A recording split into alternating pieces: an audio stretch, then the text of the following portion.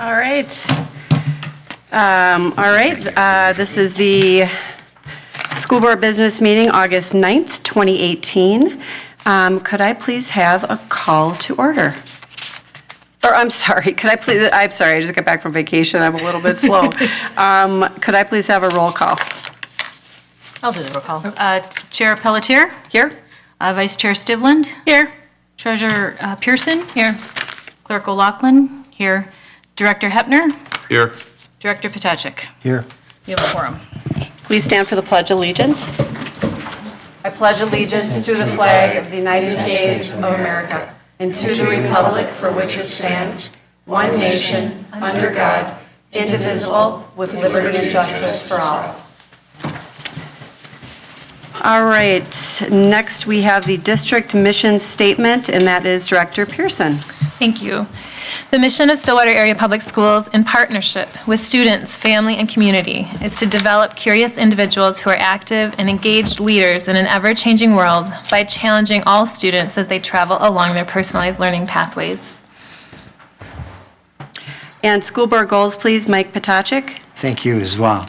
The Stillwater Area Public Schools Board of Education ensures outstanding learning opportunities for the social, emotional, and academic growth of every student in our school district.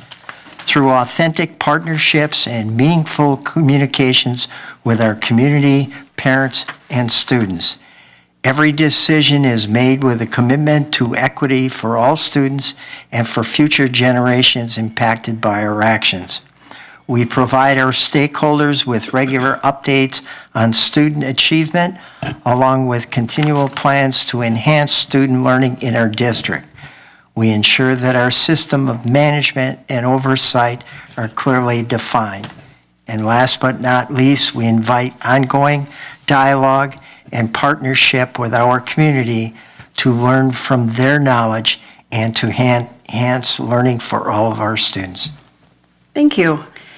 All right, next on the agenda is approval of the agenda. Could I please have a motion and a second?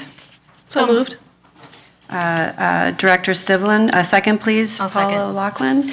All those in favor, please raise your hand and signify by saying aye. Aye. Those opposed, nay. Motion carries unanimously. Next on the agenda is the superintendent's report. All right, thank you. Well, this evening we have many things to share. As soon as August 1st hits, things are really rolling around the school district as far as getting ready for our students and our staff coming back. First of all, I'd like to just mention that our beloved assistant Barb Prue is out this evening, which rarely happens. And so we might be a day slower on getting our notes and agendas and those things posted. We aren't sure if she'll be back tomorrow or not. I'd like to thank Patty Pratt and Carissa Keister for getting us set for this evening, and we'll do our best to manage without her and wish her well. This last week, I attended a joint MDE, MSBA, and MASA back-to-school conference, and I know that some of our board members attended that on Monday, so I won't talk about that experience. But for the superintendents, we visited and learned more about cultural proficiency, the new academic standard portal through MDE, and then they focused a lot on social emotional learning. And for those of you who have spent time with us over the past 2 years, you know that we have worked really hard within the district to support our students in that way, and we are well on board and in good shape with our social emotional learning and the work that we're doing there. For the past 2 days, Dr. McDowell has led the 5D training. If you remember, that is out of the University of Washington. And it's a teacher growth and development tool, and we've been working really hard with our principals to make sure that they have the support to help support our teachers in their growth and development areas over the next year. And so they've had 2 full days of training with that. Tomorrow, and then on Monday, we're looking forward to learning with our learning leaders and all admin teams. And our teams are going to be working on their school improvement plans, which support your world's best workforce goals. And then we're going to really focus, last year we visited with our staff about why they're engaged in education and why they do the work. And this year, after focusing on the why last year, we're going to be really talking about how we're going to improve learning for students within our district. Next week, on August 14th, we welcome our new teachers. We have about 25 new teachers to the district, and I know that many of you board members will be attending a luncheon for them also. And then finally, with regard to events, the Reimagine Minnesota work kicks up again next week on August 15th with superintendents from the state coming together to do work with the Association of Metropolitan School Districts. So we'll be excited to get back into the groove with that. And then finally, we've had, and I think it's appropriate, I know some of our folks are here tonight that are state representatives and senators, and there's been some conversation over the last day and a half about some letters of congratulations that were intended to go out to our graduates this past year at the end of the year. And I'd just like to take a minute to comment on that and read a little bit about my response for them and for those people who might be interested in this. First of all, I would like to thank our state representatives and senator for what they do for our district community and students. We know how important that is. And in the past, providing personalized letters of congratulations to our graduates has been a wonderful way to honor our students for the work that they do. We've worked with our elected officials for many years, I think Representative Lomer said for over 8 years, to help coordinate distribution of these letters. However, it came to our attention yesterday that the letter intended to go out to all graduates in June was not fully distributed. We learned that the letters signed for students were available for students to take after graduation practice. However, in the chaos of the morning our staff forgot to remind students to pick up their letters at the end of the practice. As you can imagine, trying to organize nearly 700 exciting students can be challenging, and some of you have been there for those practices to see what that's like. But I want to assure people that this was an unintentional oversight, and we apologize. It was not intentional.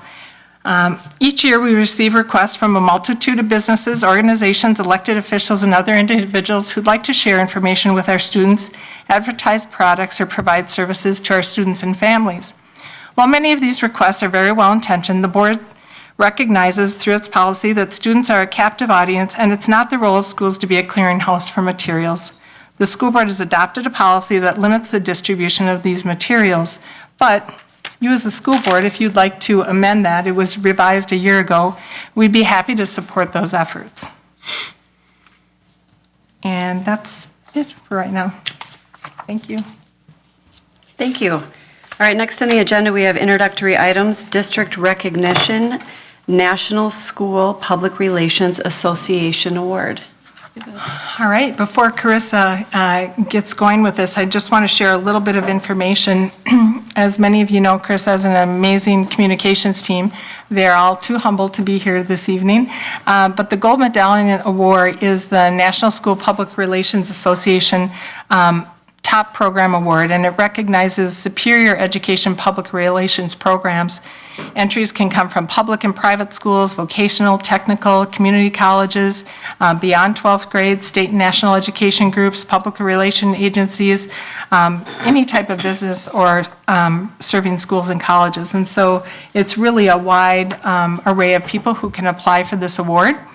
And judges judge the merits on a scale, and they look for strategic quality in the areas of research, analysis and planning, communication and implementation, and evaluation. And I'd like to welcome Carissa Keister back after being out for maternity leave, and she's going to tell you a little bit more about the award. Well, this is a fun way to come back. We have an amazing team, as Superintendent Pontrelli said, and so I just want to give a lot of credit to them. They are humble. They like to be in the background. They don't like to be up front. And so I have a picture of them that hopefully you can see, because that's all I could get for them to be here. They actually all had other commitments tonight. But we have a team of 4. A couple of them are part-time or shared positions with community ed, but they do an amazing job of communicating, of making the district look good, everything from graphic design work, all of the things that come to you in the mail, the website, social media. They're really a busy team, and this last year has been focused on helping with all of the transition that was going on in our district. As you know, there were a lot of things going on with people moving between buildings, both staff, students, families, and so a big part of our job was to help communicate that, to help families feel welcome in their new school buildings by helping coordinate events and activities, working with our principals very closely. Being kind of the behind-the-scenes event planners and organizers is a lot of what this team does. And we also were really focused on trying to tell really positive stories about the things that were going on in the district. There has been a lot of negativity in our community and divisiveness, we all know that. And so what we wanted to try to do is tell the positive stories of what was happening in the classroom level, so people could just be reminded of the students and that this is about the students and amazing things are happening in our classrooms. And so the campaign that we were recognized for was really focused on two parts: that transitioning families into new schools and helping them feel welcome there, and then helping to just rebuild some of that community pride in our schools and for our students. So we were really honored to be recognized for the work that we're doing. Again, I just want to give a lot of credit to this team and to the entire district, because communication is not just the 4 people that you saw on the screen. It's the entire district, our teachers, our staff, our school board members, our parents. It's everybody that's out there talking about what's happening here. So it's an award that the entire district can celebrate. So thank you for recognizing us tonight. Thank you.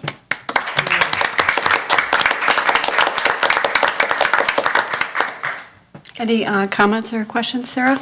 I have a couple of things. When I saw this on the agenda, I was kind of curious. I didn't know what this organization was that is honoring you and your team. And so I did a little bit of research, and I just want to make sure people understand that this is a nationwide award, and according to the website, there were about 1,000 applicants who submitted to be honored, and you were one of about 8, I believe, and this is the very, very highest level. There were 3 levels. Like 600 people get an award, but only about 8 get the gold medallion award. And so it's huge. It's really huge, and it took a lot of work. And I really looked through the whole packet too to see what exactly was it that really stood out for this organization that really made them want to give you this award. And it really is remarkable. I think, I have a long history of customer service, and so I understand that sometimes when we're faced with a really challenging situation, there is the biggest opportunity to really impress and make a positive impression. It seems like it's the worst possible scenario, but it really turns out to be an opportunity to make the best possible scenario. And I feel like after looking at the packet and thinking about this past couple of years that we've been through, that really was an opportunity that you seized, and the work that you did to really try to make a difficult situation better for everyone is really remarkable. And I think that it did have an impact on a lot of families and a lot of our kids, and it has had a positive impact on our community, and I want to thank you personally for that. I've enjoyed some of the stuff that most of the stuff that you put out. I just think is so fun, and it's positive, and it's optimistic, and it's exciting, and that's what we need. That's what we need during difficult times. So thank you. Well, thank you very much, Sarah. Anyone else? Director Potacek. First of all, welcome back. Thank you. It's great to see you. In addition to your professional work, we also know that you're a mom, and that's why you've been gone for a while, and it's such a nice thing to see you back here. So I hope things go well, and we'll give you our support. Thank you. Well, thank you for that. Our little future pony has got her onesie in the mail the other day, and she's ready to go. So we're excited. Have you got a picture with? Oh, I've got a million. You want to see? Thank you. I just wanted to close it out. Sarah said it much better than I had planned, but this is the first district recognition that I'm not going to cry at. Because there's no kids here, so, I know it's true, I'm not done, I shouldn't say that. Baby pictures? I know, yeah, that'll do it. I just, in addition, really, to what Director Stivlin said, what I wanted to commend you on and your team is your level of adaptivity. You adapt to an ever-changing environment in this district, and you quickly adapt, and you are so responsive, and that matters. It really does. So it's a well-deserved award. Thank you so much. Thank you. I might be the one who cries. So. Thank you very much. Thank you. You're welcome.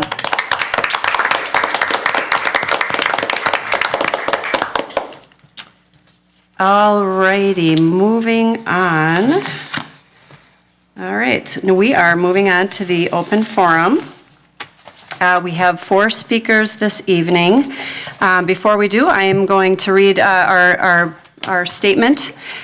If you wish to speak to the board, You will be able to do so at the start of the business meeting, the school board meeting during open forum. You may sign in only for yourself, not other individuals or groups, and only in person. The sign-up sheet is there at the door.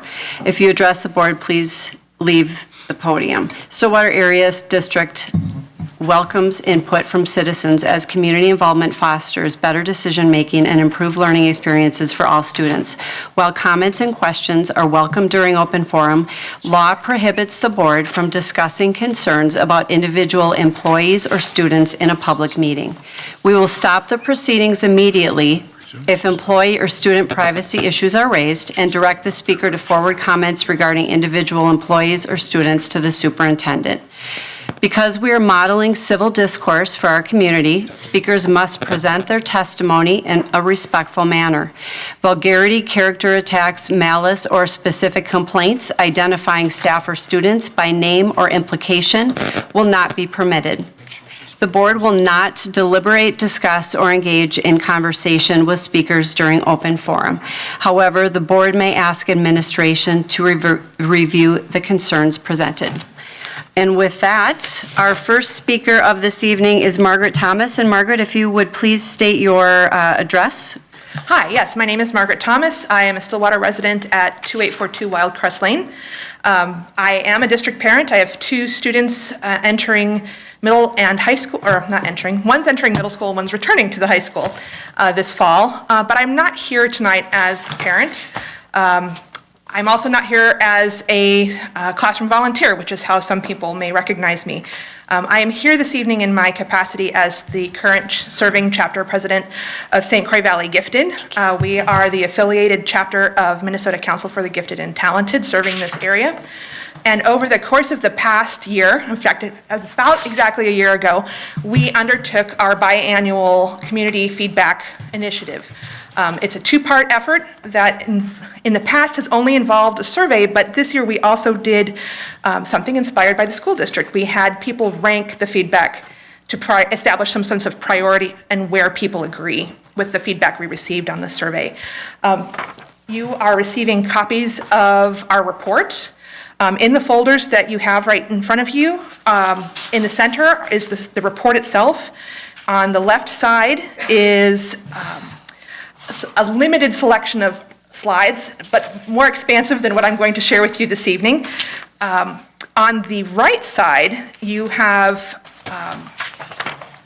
4 slides that depict sort of the national and local picture of gifted services, high-level summary, and on blue and yellow sheets of paper, some shortened at-a-glance lists of the recommended action steps that are also duplicated in the report. One is primarily aimed at an educator and administrator audience, and the second is aimed at a parent audience. We also have a to-do list that you'll find in the report, but I did not set it aside for you this evening. Something you don't have in front of you, but that is online, along with all of the materials that you have in front of you, is a separate companion file that captures student voice.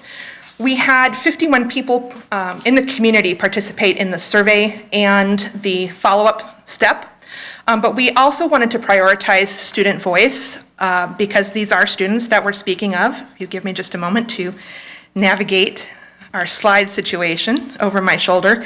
Here's an example of one of the student comments you'll find in the report itself.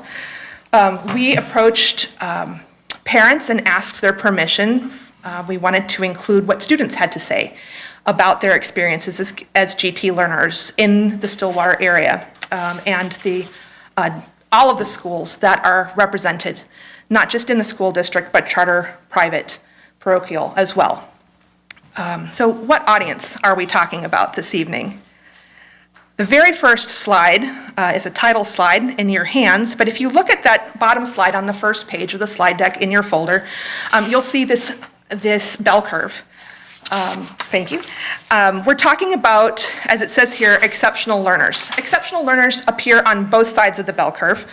The center represents the largest population of our students, but as you approach either end of the bell curve, you're looking at students who are exceptions to the norm. That is really what the word exceptional means in this case. Both our GT population and our special education population are represented at those ends. The further you travel away from the center, the more deep or extreme their learning needs. Exceptional does not mean better than or more deserving of attention or more likely to succeed. It also does not mean that all of these outliers are exactly the same or that they face the same challenges. It does mean that they often experience isolation, that alternative strategies and interventions are necessary, and that their behaviors can be misinterpreted by people who are unfamiliar with those differences. They are still young people who need guidance and support to learn and grow. I'm going to move ahead to what our core findings are. The core findings in the report are that gifted services are uncertain in the community at large. Persistent gaps exist across K-12, and there are year-to-year shifts in the level of school commitment to these students. There are sometimes unclear ownership, unclear process, or applied policy. Access to information and how to receive help can be unclear. We're missing key data about the population. What do they do when they don't receive services? Our experience anecdotally as a chapter is that these students are prone to jump ship. If their families don't feel like they're supported in their school communities, they are likely to move to someplace where they will be supported. And there is an untapped opportunity in this community for our schools to provide more clarity. What's in place? What's the goal? What's next? And how can families enrolled and support that? The other one is to dispel common myths. The number one myth about gifted learners surfaced as the number one concern in the community, which is that gifted kids will manage fine on their own. Thank you very much for your time this evening. Thank you. Thank you. All right, next speaker is Kathy Lomer.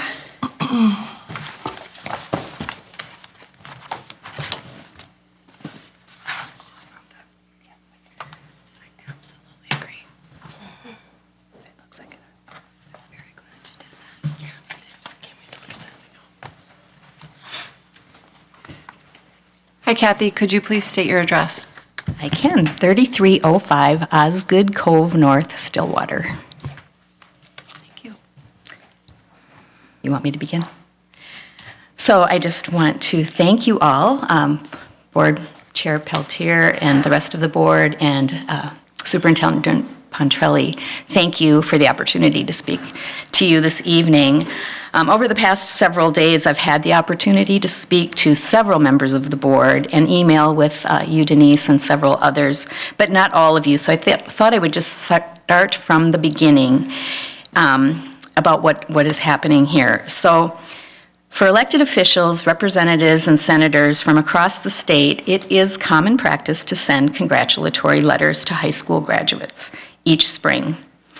Each of our legislative assistants contact the high schools in our district for the names of graduating students. Some districts also give us addresses, some do not. All the districts that I am aware of that get the letters give the letters with the students' diplomas if they're not mailed out. That has been the case for the last 7 years in Stillwater. The only thing that was really different this year was that when my staff tried to contact the high school, they were having a lot of trouble getting the list. And so I just said I would be happy to call, and I talked to the principal, and he said it was no problem at all, and he would get the list, and we got them. In Stillwater, there's about, 675 students, graduates. We have Matamidi, have St. Croix Prep, and we spend a considerable amount of time signing these letters. And the students that we know personally, and I'm speaking for Senator Housley and Representative Detmer, we'll write little personal notes on, and these are something we look forward to doing, honoring these students, and something we think the students look forward to receiving. So I personally delivered the letters to the district. I know some of them, I think Senator Housley's LA brought them. I think they were mailed by Representative Detmer. And I did the same with Matamidi. At St. Croix Prep, they gave us addresses, so we just mailed those out. So nothing further was said or done. I just went on the history of 7 years. This has always been okay and not a problem.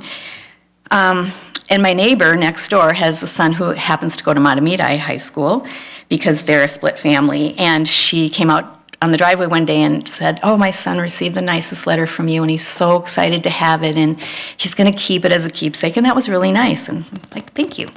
So that has been the experience with, a dozen or so kids every year from Stillwater, from Matamidi, from St. Croix Prep. But this year I didn't hear from any Stillwater kids, so I started to wonder if something was wrong. So last week at the Washington County Fair, I happened to have the privilege and pleasure of working with a high schooler, a recent graduate from Stillwater, and we spent some considerable amount of time together. And I asked her if she ever received a letter from me. She said, she got a little nervous and said, maybe my mom threw it away. And basically, I said, no, it would be with the diploma. She said she got no letters. So I decided to ask another student in case it was just happened to be one, and that wasn't the case for the other student I asked either. Then I made a phone call, found out that the graduation letters were not included in the diplomas, that they were supposedly, and it was said that I was told this, but I was not, that they were going to be given out at practice.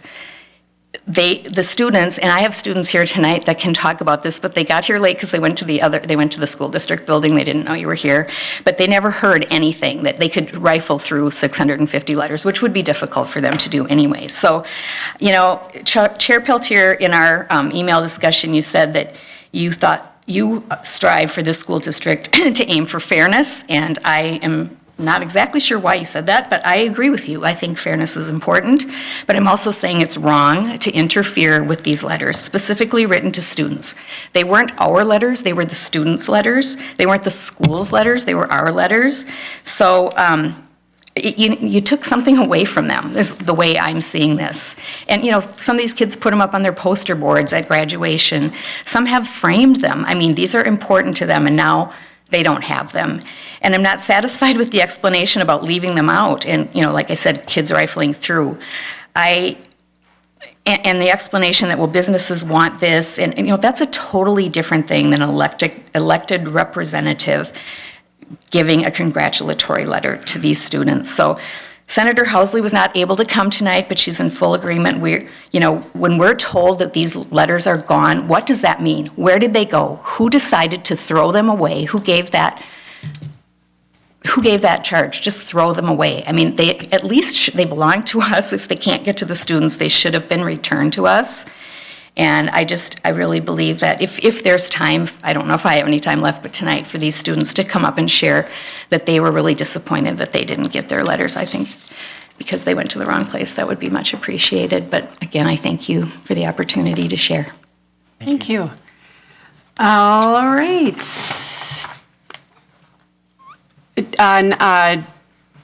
Mr. Detmer, you are up next. Thank you.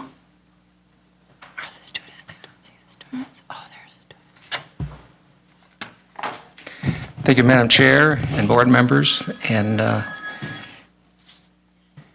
I'm State Representative Bob Detmer, and my address is 20617 Everton Court North, Forest Lake.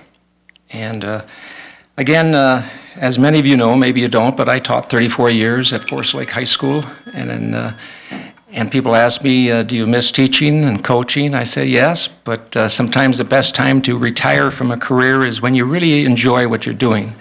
And I know I've been to several board meetings, not necessarily here in Stillwater, but also in Forest Lake and Chisago Lakes. I represent those other two schools. And I also have 3 charter schools. And I have Hero Homeschool. I have some homeschools. In fact, this year I was the commencement speaker at a homeschool graduation. They have 200 plus students in their homeschool, and they had 18 graduates. And that was an honor to be a commencement speaker. And we also have a Christian school, Chisago Lakes Baptist School, that we send.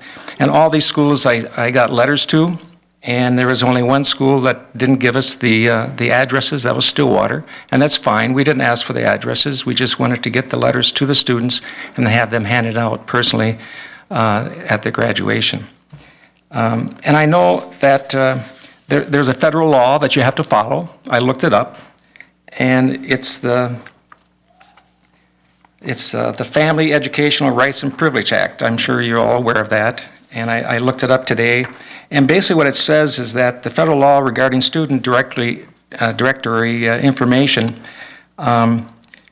allows the school to may disclose directory information if it's given public notice to parents and students and attendants and so forth. So basically you have to have, the federal law says you have to come up with a policy how you want to give out information to the public, and that's federal law. There's no law on the books in the state. I've checked on that, but this is something that really you think about the 201 legislators, and I would say all of them basically send out letters to graduates from their schools, and it's a very busy time of the year when we're going through all the legislation, and you think about the number of signatures you have to sign and any comments that you want to make, and these are personal things. And when I was first got in the legislature, I still knew a lot of the graduates from the Forest Lake area. I went to the graduation parties, and they had my letter posted up on their picture board and so forth. It's just a part of the family. Family tradition, I think, is very important. So what I would like to do is just read the letter that I send out to the students. And Superintendent Petrelli, I would use your name as the recipient of the letter, okay? Sure. Dated May 10th, 2018. Dear Denise Pontrella, congratulations on your graduation from Stillwater High School. This is a wonderful accomplishment. You should be proud of yourself. It's exciting. This is an exciting new chapter in your life, and it will bring countless opportunities on unexpected adventures. Through your hard work and confidence, we will overcome any challenges that come your way. Set your goals high. Always stay true to your principles and ideals. Surround yourself with those who respect your values and will support you in your path to success. But for now, have an enjoyable summer. You certainly earned it. My wishes to you is a bright and fulfilling future. Again, congratulations on a job well done. Best wishes, Bob Detmer, State Representative. So that's the letter that I sent out to all the schools. As you know, I don't make an individual letter for each student and each school, but it's a form letter that I put together and then I sign. And it's something that's important and when we come into the legislature, they tell us that this is one thing that legislators should do. This is a positive thing. And also, a lot of times I find out that there's somebody, a teacher or somebody, an athlete or somebody that accomplishes something that really is outstanding. I'll get a House resolution made up for that student or that staff member. In fact, I have the golf coach at Forest Lake that's John Buck is retiring, and I've got a resolution for him that I got to present to him. And I've done that over the years, getting these resolutions out to these people that have put in so much time with students that have done so well in their career here at the school where they're attending. So with that, I hope that maybe your staff will take a look at the federal law, and when you sit down and come up with a policy, that you'll put a policy together that us legislators can take a look at and know what to expect. And if you don't want us to send the letters, that's fine. If you're not going to send the addresses, that's fine. But if we do get the letters to you, please get them to the students in hand, because that's very important, I feel. So thank you so much. Thank you. Thank you very much. Thank you. All righty, next up for the forum is Carl Blondin. If you could also please state your address. Thanks. 617 Sunrise Avenue, Stillwater. Well, that was interesting. A couple of public representatives asking the district to use employees to do something on their behalf. I'm an attorney, but not an expert in school law, so please refer that to district counsel. Which brings us to the reason I'm speaking tonight. I encourage this board to adopt the recommendation of the administration for retaining attorneys for the next school year. In particular, I want to encourage this board to retain the attorneys at Kennedy and Graven Chartered. I have been exceptionally impressed with the excellent work by Attorney Peter Michael at Kennedy and Graven, especially what he has done in defending our district in litigation, both at the trial court and appellate level. And I am most impressed with his high ethical standards. As a child, my elders admonished me that you can't argue with results. Mr. Michael has been phenomenally successful. He completely outlawyered the district's adversaries at each and every turn. He prepared better motions. He wrote better legal memoranda. He wrote better appellate briefs. He made markedly better arguments, both at motion hearings at the trial court level and in oral arguments at the Court of Appeals. His memorandum to the Minnesota Supreme Court that prevented further pointless delay by 834 voice was simply masterful. The reason for his success is very easy to understand. He was, at all times, the hardest working and most well-prepared attorney in the courtroom. And it was never a close call. Never. As a lawyer myself, I had some natural curiosity about the litigation against the district. I attended the trial court motion hearings and the appellate court arguments. I think it is important for the public to be aware of the outstanding legal work that has been done for the benefit of our students and taxpayers by Kennedy and Graven, and how well we have been served by these lawyers. When looking at the cost of attorneys, we can see their hourly rates, but we never know who is the most efficient with their time and will end up being the least expensive. No one can ever state with certainty which law firm will be the least expensive to use. What we do know is that we have received exceptional legal representation from Mr. Michael and his partners at Kennedy and Graven at a fair price. Choosing trial counsel is no small matter for this district. The public is aware the district has received a letter from an attorney representing an employee threatening litigation. A strong litigator with impeccable ethics is needed to protect the position of the taxpayers. I can think of no one better suited to provide ethical legal counsel to our district at this time and litigate if need be than Mr. Michael at Kennedy and Graven. Please retain Kennedy and Graven chartered for the next year. Thank you. Thank you very much. I would like to just break the rule a little bit and allow the students to come up and speak. I'm sorry you guys went to the wrong spot. If you would still like to, and if not, it's okay. It's up to you, kids. No? All right. Just wanted to, okay. Okay. Thank you so much for coming, kids. Okay. All right, that concludes the open forum. Next up is the consent agenda. Under the consent agenda, we have the minutes of July 12th, 2018, school board meeting, disbursement register July 1st through August 10th, 2018, and the human resources personnel report. Could I please have a motion and a second? I'll move.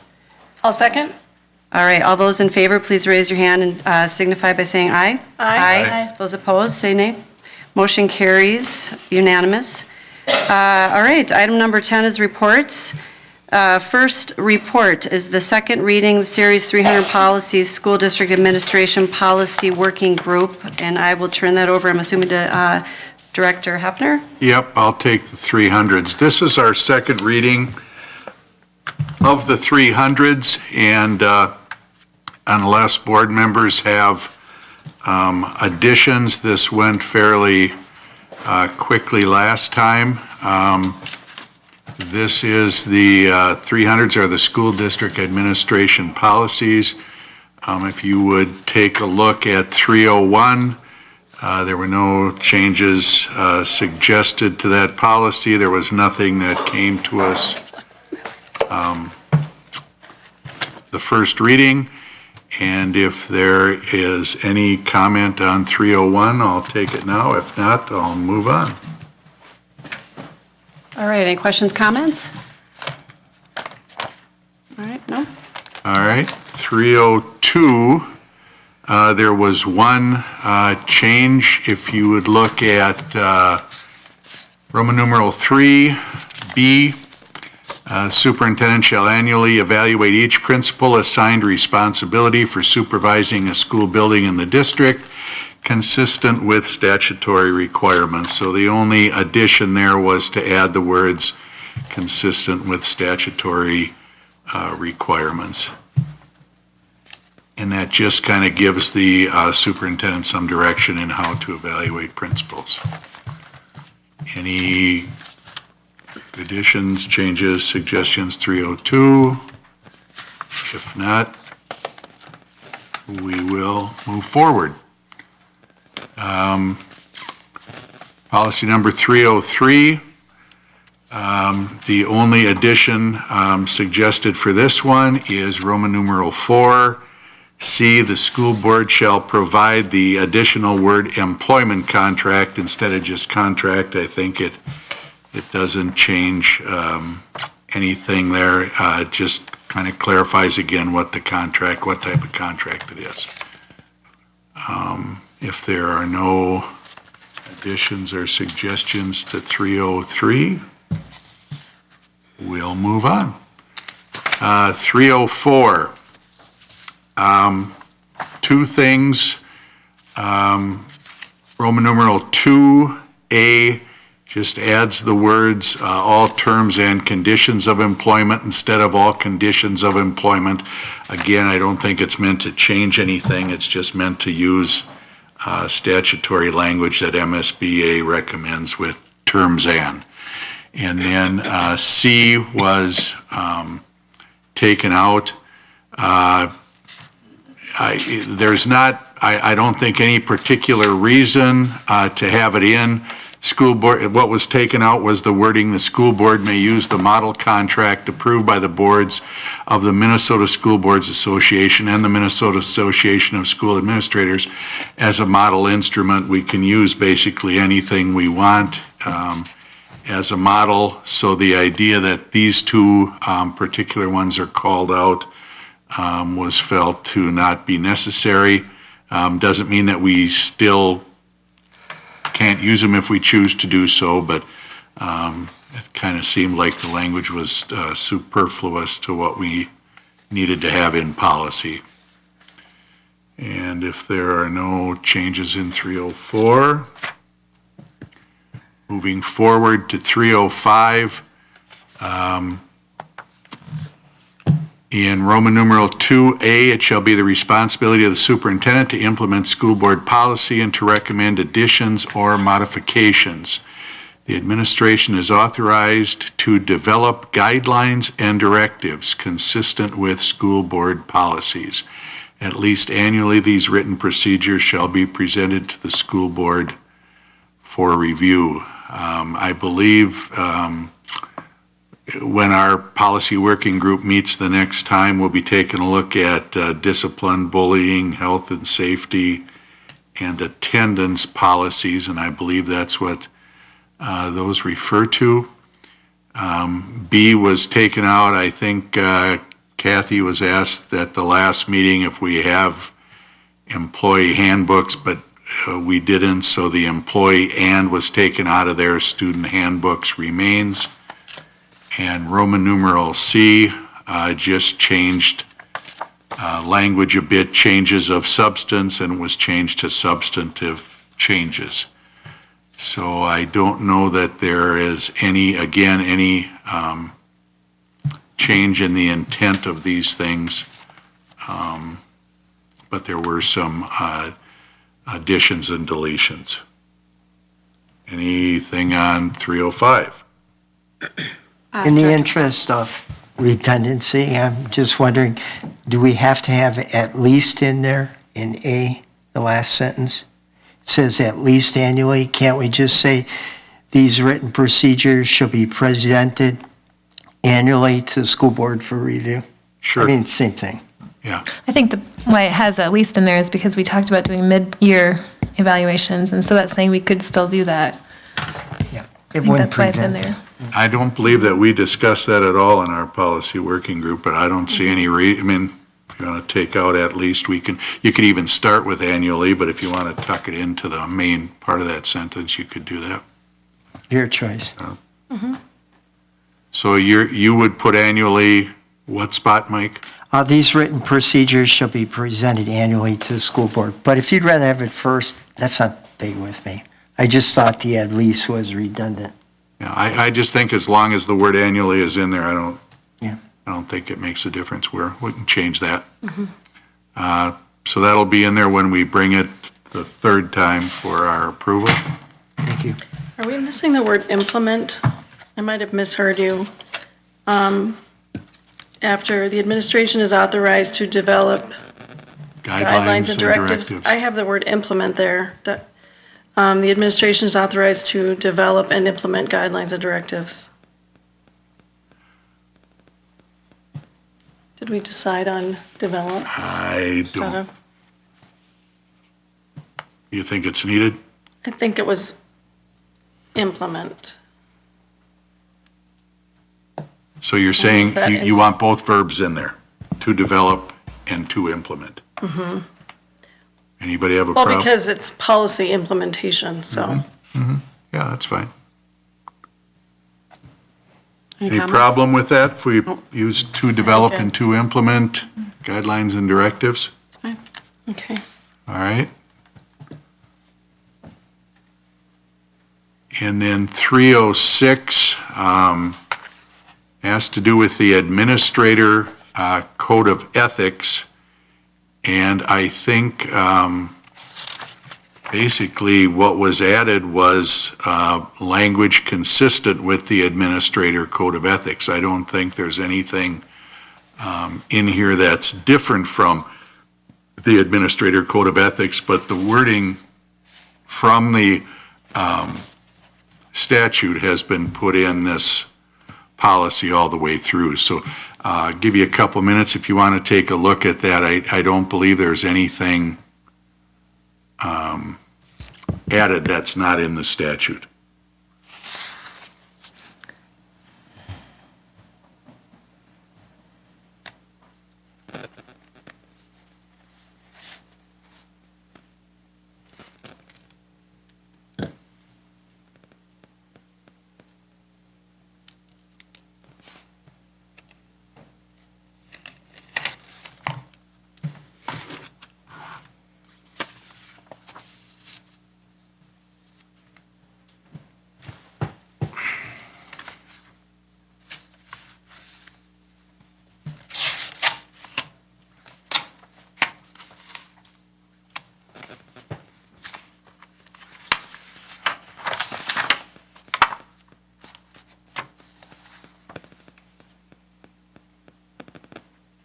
Anybody have any, Shelley? Just a clarifying question, and maybe you already said this and I missed it. So that number 11 at the end, was that removed because everything included in the Code of Ethics is included in there?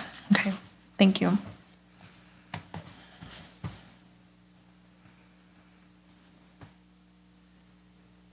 We good? All right, that'll come back at the next meeting as an action item. If you've got anything before then, please get it to us. I would guess we'll probably meet one more time. I don't know when that will be yet before the next meeting. So give us some help if you find anything in there. That's it for the 300s. All right, thank you, Director Hepner. All right, next is the agenda is under reports is district memberships 2018-2019. As you see in your packets, this has to do with our various organizations. I'm going to list the organizations and the fees associated with for the public. Minnesota School Board Association, $13,874. Minnesota State High School League, no fee. Association of Metropolitan School Districts, $11,045. Schools for Equity in Education, $8,701.55. At this point, we can open this up. I will open this up for a discussion, and we will need an action on on this. So any comments, questions, motions? I'll make a motion to approve as is. So this is a report this month, correct? So it'll be action need a motion. next time, right? Oh, See, that was a question I had. Denise, could you clarify that? That was a question I had too. It says motion in a second, but it's under report, so could you, You can move it to the 23rd if you want to decide on that. do you want? Don't we put it in an action item when it's an action Yes, item? So that's it's under reports right It's now. under reports and it's asking for an action item, so I'm not opposed to moving that to the 23rd and acting on it then or acting on it now. Question. Yep. Denise, are there any deadlines that we have to meet on any of those? yeah. Well, we have invoices waiting for them, but generally they're fairly patient with us. So I think if you decide on the next August 23rd board meeting, it should be fine. Okay? Yeah, there is a deadline for MSHSL. It's August 31st. So if we can put it Okay. as an action item on the 23rd, Okay. it should be fine. Fine. Any If other we get issues? after that, there is a penalty. Well, and I think because regardless of which membership we're looking at, they project their budgets based on They membership. do. Director O'Loughlin, and then, sorry. Pearson? Pearson, O'Loughlin. Is this not the time we would decide on Equity Alliance as well? I know we passed that other resolution, but that's at a different time? Is that calendar year or, I don't think we've ever had that in here. okay. I think partly because 916 and Equity Alliance are collaboratives, but certainly, if you remember last February, we shared the intent to possibly not continue the membership with EMID, so I guess that'd be a conversation if you want 916 to move forward. If those collaboratives are something you want included, we can certainly do that. Okay. I I just think was because curious. it's a joint powers agreement, sorry. Right, that no, it- It's yeah. a joint, It's a different thing. joint it's a powers different- for, yeah. right, it's a, Did you have another comment, Director O'Loughlin? I did, thank you, Chair Pelletier. I don't know who would necessarily take the lead on this, but I would really love to see just a kind of a comparison side by side of AMSD and C. I know there's a lot of overlap, and I remember, Mike, you had acknowledged that when you did the presentation last year, and we talked about when we revisit it, really looking at the different services, and because if it is overly duplicated, I think there's an opportunity for us to save up to $11,000 for these memberships. So, like I said, Superintendent Petrelli, I don't know if there's a way to, or maybe Mike, your presentation from last time, where we can really take a critical look at that, because I think that as we are in budget deficit mode, it's incumbent upon us to look at every line item of our memberships. yeah, I think we could do that. We could start with the presentation that Mike had, and then if there's anything extra. I think one of the things, though, that I would remind the board is that the Reimagine Minnesota work is through AMSD. And so that's work that the community's been engaged in and is something that's, I know off the top of my head, solely AMSD versus C. Any other comments or questions? Okay, go ahead, Director Sullivan. I would like to just comment on that. I agree with you, Director O'Loughlin. That's really hard for me. That it does seem like there's a little duplication, but having been to both of those meetings, the AMSD and C, at least just in the little bit of time that I've been here, they do seem to be focusing on slightly different things. AMSD seems to be more of a Twin Cities area kind of focus, and C is more rural, kind of a rural focus where there's a little bit of different information, and the presentations are really different. I think it's been really helpful to know some of that stuff, but I do agree with you that that's a good chunk of money, and we want to make sure we're getting the most out of both of those organizations if we're going to continue with them. I would support staying with all four of these. Director Potacek. We missed an opportunity because we had 3 legislators here, and I think they could have added greatly to their perception of the 2 organizations because they're very, very familiar with both. I am supportive of all four memberships that I see there. And particularly my role, and many of you join me in that effort, is legislative. And these are fair amounts.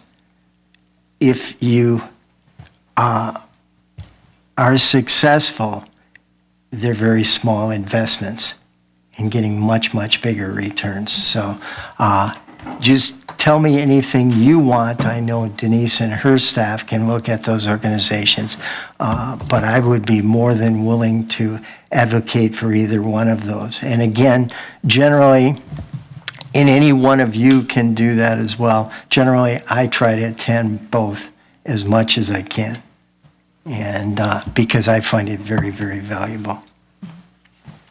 Thank you. I just, I would just like to make a brief comment, and I haven't made up my mind entirely on this either. I voted for this last year at C, and I have been impressed with the organization. At the same time, I struggle a little bit with our, we've got some tough decisions financially, so every little bit matters, and I'm still up in the air. So any extra information that you can provide, either Denise or even Director Potacek, between now and then, I would really appreciate. And so that effect, I think we're just going to move this to the next meeting for as an action item. Okay. Here, just a thought, if I may. I know there are a number of school boards that attend on a regular basis the National School Board Association, and that includes plane fares and registration and meals and the whole bit. I think school boards decide different ways to do staff development as a board, and I wonder if, since we don't do that, send our whole board off to San Francisco or San Antonio or wherever they go, if spending, what we're spending for School Board Association, AMSD, and NC is about $33,000. And I just wonder, in the scheme of things, I think the question's got to be, are we getting enough professional development out of those organizations to spend $33,000? There are other ways we could spend it for professional development, but I think it would be naive of us to think we're going to be on a board and not need professional development. So it's just, how are you going to get it? And I think that these organizations are very worthwhile, and we should support them with our membership. All right, thank you. Moving on, action items. Our first action item of the evening is a resolution calling an election, and I will turn that over to Director O'Loughlin. Thank you. So as I'm sure the public is fully aware, we do have an election coming up in November, and we have 4 board seats that will be open for the general election on November 6th. So tonight I would like to read the resolution. It is a bit lengthy, but it does need to be voted on tonight in order to move forward with declaring these open seats.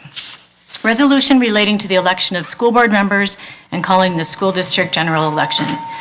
Be it resolved by the School Board of Independent School District 834, State of Minnesota as follows.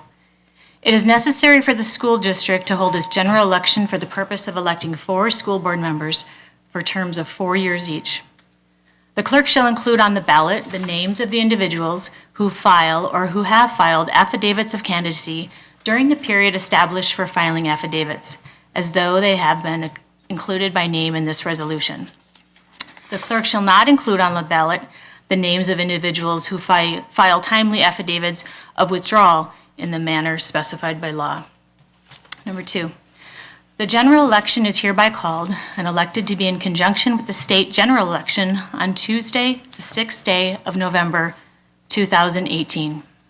Number 3, pursuant to Minnesota statutes, section 205A.11, the precincts and polling places for this general election are those polling places and precincts or parts of precincts located within the boundaries of the school district and which have been established by the cities or towns located in whole or in part within the school district. The voting hours at those polling places shall be the same as for the state general election.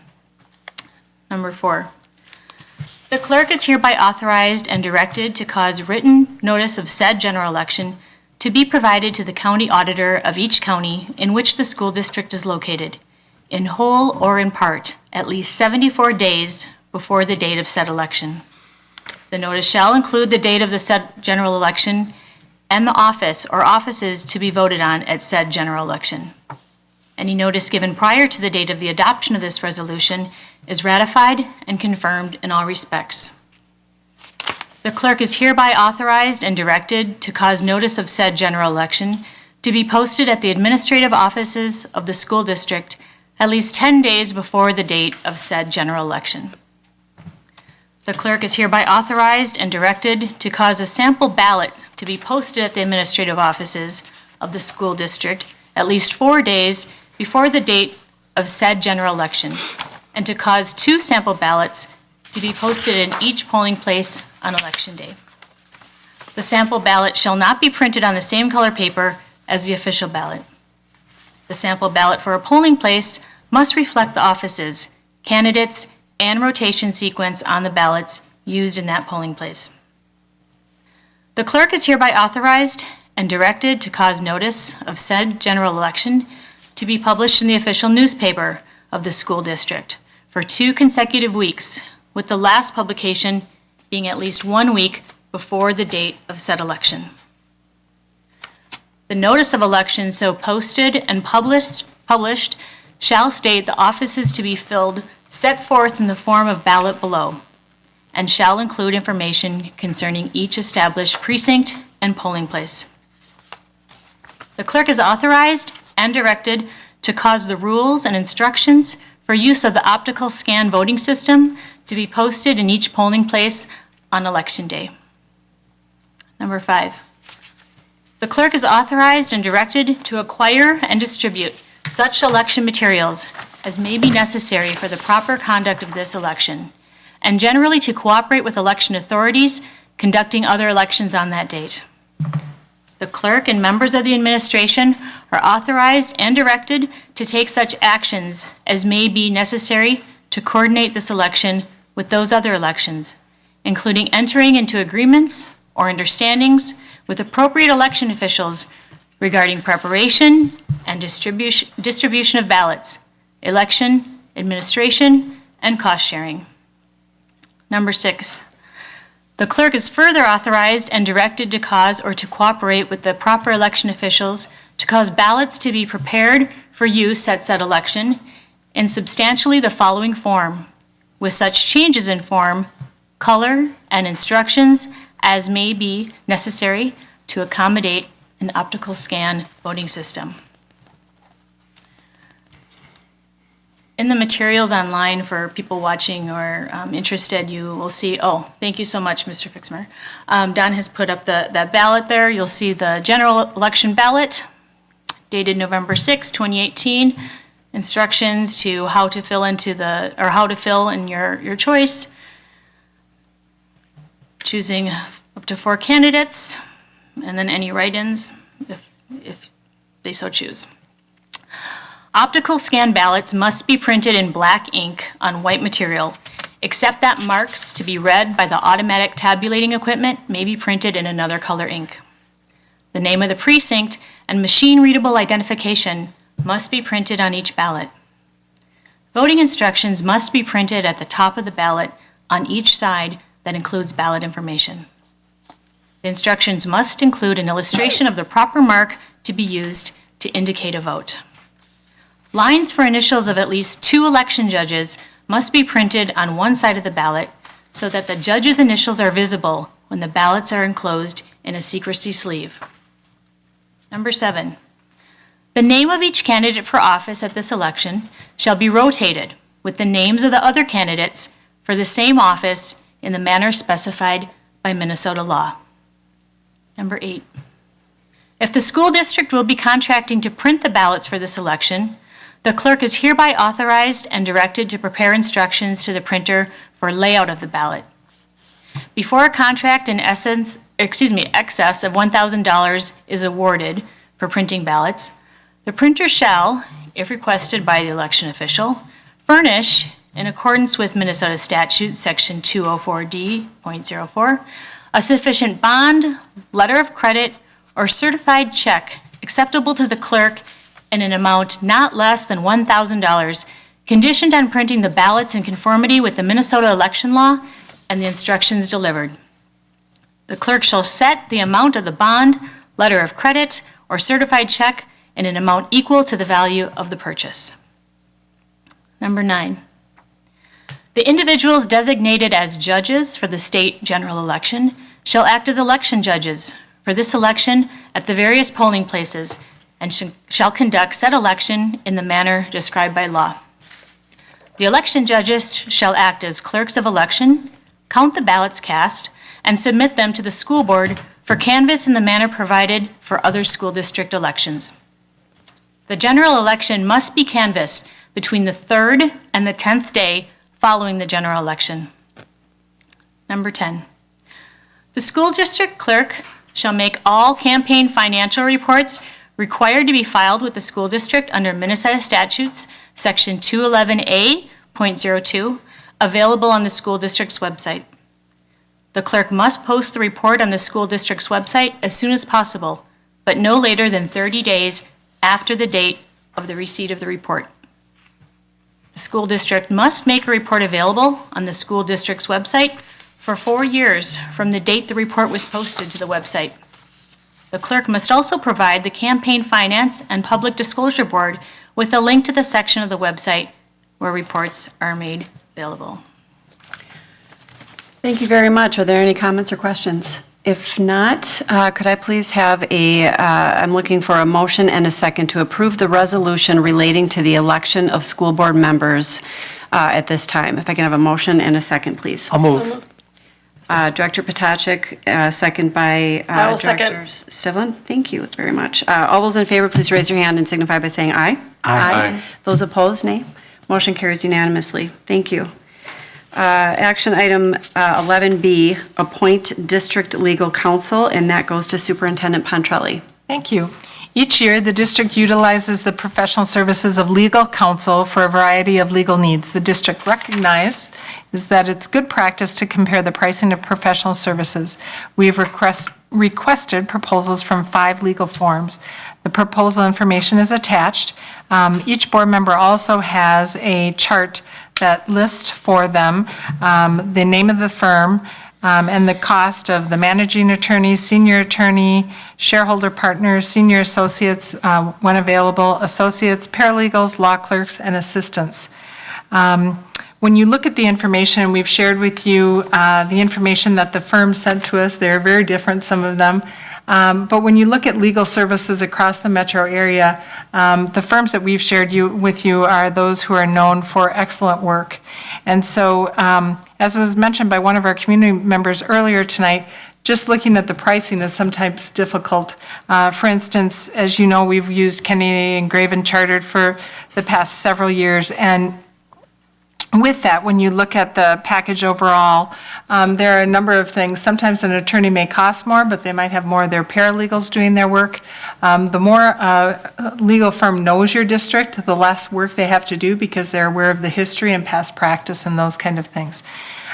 We have a recommendation as an administration to recommend Kennedy and Graven Chartered and Booth Law Group for 2018. And the reason behind our recommendation as an administration is the exemplary practice that they've had for the school district in our past history. They're competitive as far as pricing, and we believe they serve our students, family, and the district well. There is information that if you have questions for myself or Kathy Moen, we can attempt to answer if there's something within their contracts that is of interest or that you want more information. Excellent. Thank you. I'll open it up. Director Potacek? Is it 2 firms? One yes. certain type of things? Right. Booth Law Group specializes in most of our special education cases within the district. We've had to use them very little the last year, so that's been a good thing, but they specialize in that. Director Pearson, did you have a Well, question? at what point do we make a motion and then discuss? right now. I think we do the motion and then have discussion. Okay. So I'm happy to move that we Okay. accept Booth and Kennedy and Graven. I'll second that. All those in favor, please raise your hand and signify by... Discussion? Oh, I'm sorry, you guys. Apologies. I'm Yeah. very sorry. Yes, now we can move on to discussion. Sorry So about that. then I would just say in support of Kenny and Graven, I've been very impressed by the professional work that both Peter Michael and Maggie Wallner have done and how they have really worked hard, I think, to be unbiased and to share a lot of wisdom with us besides only what's going in the law, but understanding that we're walking in political territory too and what that kind of means for us. And I've been incredibly impressed with both of them in that. Thank you. Director Potacek. I share Shelley's assessment completely. A related question, and I don't need that tonight, that I thought we were going to receive at some time, were legal costs. Oh, that is my mistake. I have it sitting Sure. on my desk. And again, We have those broken down. Oh, actually, are they in your folders? No, okay. We will, Thank you. between Barbara and I, that's my mistake. Like, we have them broken down for you, and we have data requests, and I have that for you. That's my mistake. thank you. Okay. All right, anyone else? No? All right, no other questions, comments? I'm looking for a motion and a second, please. We already have that. I'm sorry. Can you repeat that? Who made the motion? moved. Okay, and then second was? Paula. Paula. All right, all those in favor of approving Kennedy and Graven Chartered and Booth Law Group for 2018, please raise your hand and signify aye. Aye. Those opposed? Motion carries unanimously. Thank you. All righty. Next on the action item list is the resolution ratifying and approving ties reorganization and definitive agreements. Again, Superintendent Pontrelli. Thank you. I am going to read for the community just a recap. You've been hearing us talk about the dissolution of ties, and we are getting very close. But I think just for people to understand where we've been, where we're going, and why.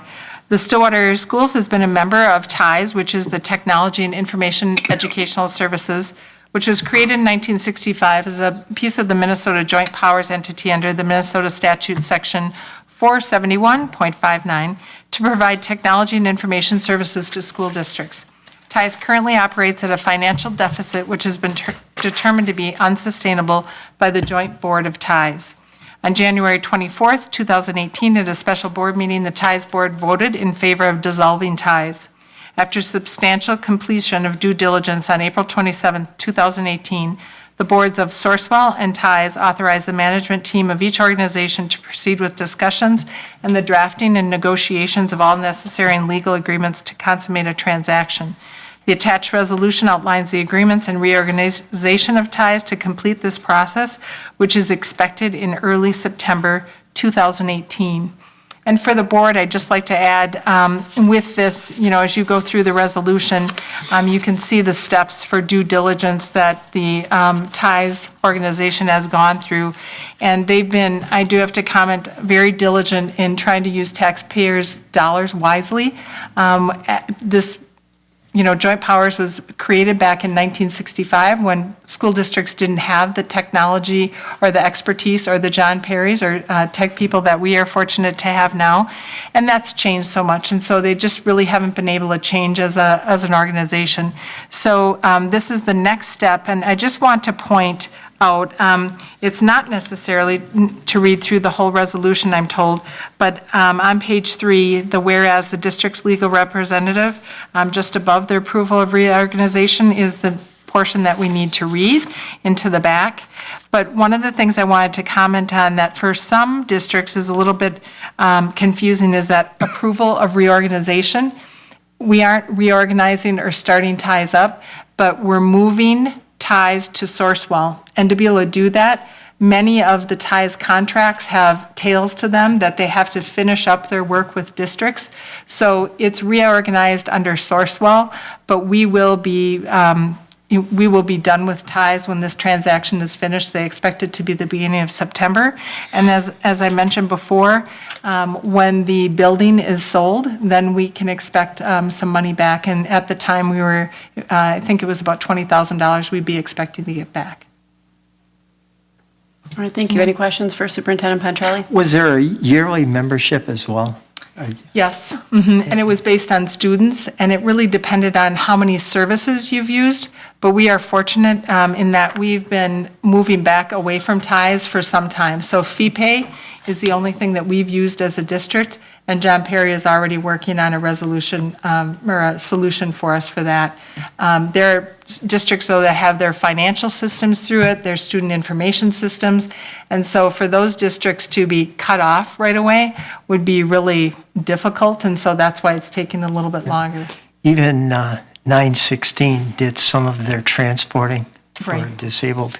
Right, yes. That was actually interesting that you mentioned that. That was probably the most profitable piece of ties in the last few years is their transportation, their Watts department. So when you move from technology to transportation, that's a shift, and that was a last-ditch effort to try and make more money. Well, and I think you said it well. They filled the need at a crucial time and did that for many years. So it's not like they didn't accomplish some wonderful things because they did. I appreciate you saying that, Mike, and I know that the people at Ties will also, they've worked really hard and through this process, worked really hard to maintain the services for school districts and also be able to look at, how do we close down a,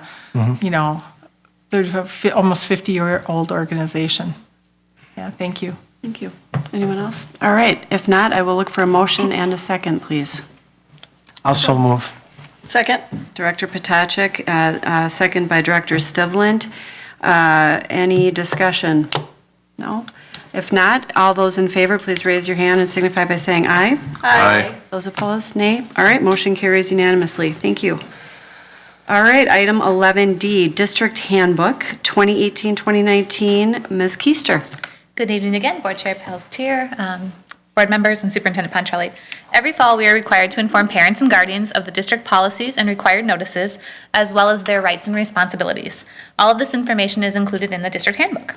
The district policy handbook contains summaries of these various required notices, as well as overviews and links to relevant school board approved policies.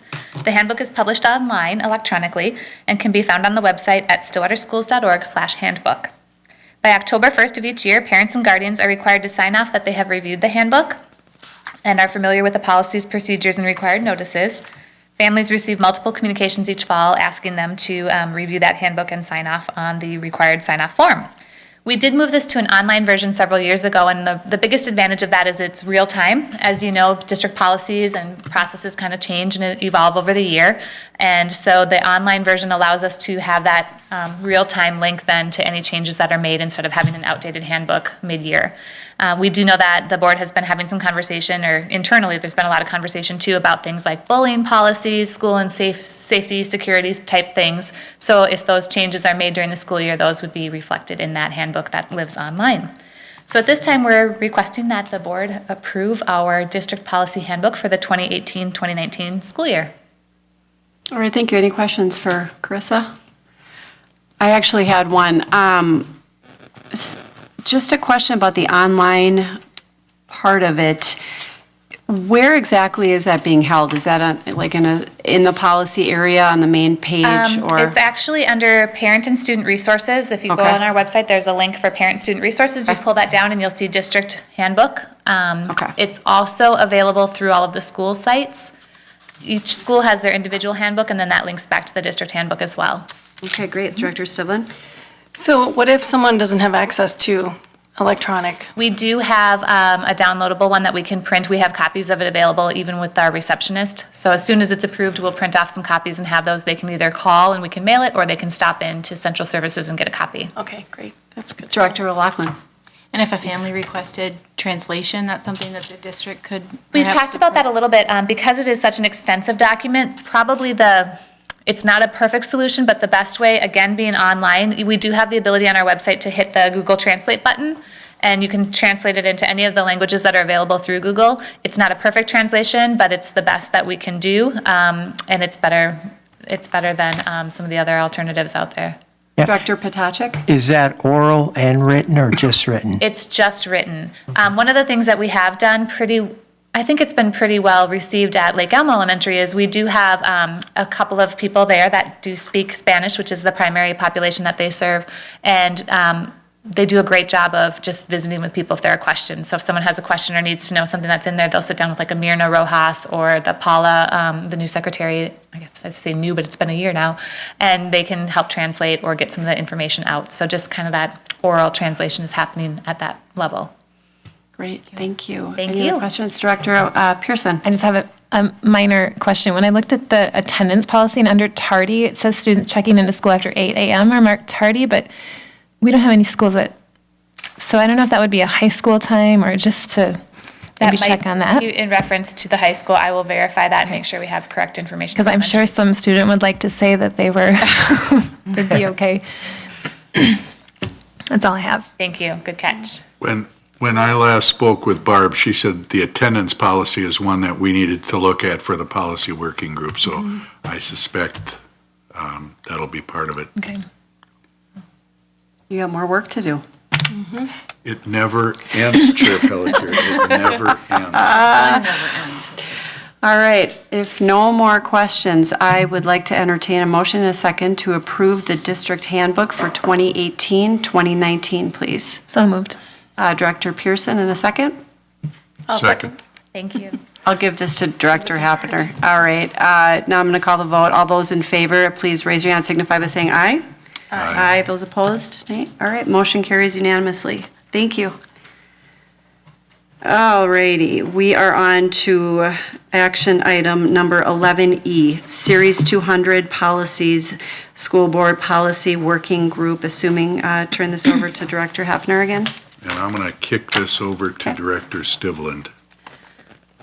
Okay, so I just want to clarify, because we didn't actually talk about this specifically. We have each of the policies 209 through 215 as items for final vote. We do have one change in the 209 Code of Ethics that we would like to bring to the board's attention. In our last policy working group meeting, we discovered there was some confusion as to whether or not, if you look at 209 F, number 6, and if you, just to make sure we're all on the same copy, this should be in the final reading. And it says at the top of the page, 08/09/2018, today's date. So it would be the one that's in the system. So all the changes that have been made that we've already discussed in the first two readings have been cleaned up and they don't show up in this copy. Okay? I do have an older copy if we want to refer back to what those changes were, but what we want to talk about right now is F6, and that states, take no private action that will compromise the school board or administration. After our first reading of this policy, it was recommended that we remove that line. However, when we discussed it after the second reading, we couldn't remember exactly what the conversation was or what the premise was for that. I have my own personal thoughts, but before we actually just took it out of there, I think we decided as a working group that we wanted to bring it up again with the whole board to make sure that that was something we did actually want to remove. Director O'Loughlin. Director Stivland, do you mind if I also add to our Oh, yeah, conversation? jump in, yeah, of course. So George, Sarah, and I had, and I believe Barb was present as well, and Mary Ciccone. I felt we had a really robust, healthy debate about the merits of leaving this one in. And I admitted that, I had notes that said, we'll leave it and remove. My thought was that by striking it, are we saying that we condone that private action that we are to take, or we're permitted to take private action that could compromise the school board or administration? But in my perspective, what it led to was a bigger conversation about, do board members truly have carte blanche, so to speak, to do what we want to do at free will?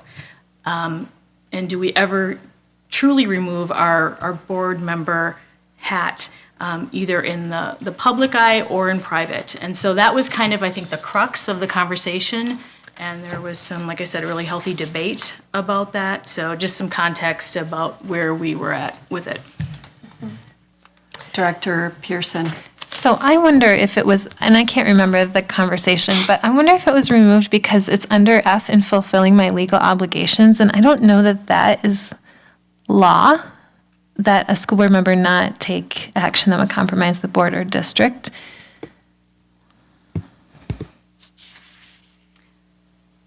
I think if there was a financial action that could be construed as a legal. Well, we do have another policy that specifically relates to conflict of interest. So that would cover any financial concerns. I think for me personally, I would love to see us really take a deep dive at this one and make it a lot cleaner and a lot shorter.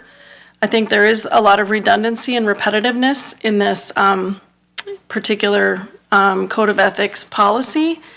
I feel like we don't need this in here because it's covered so many other places throughout this policy. And I don't think taking it out means we're condoning that type of behavior. Of course not. We're required to follow the law. We're required to follow our policies. We're not free to do whatever we want willy-nilly. We know that. I don't know that we need to say this necessarily.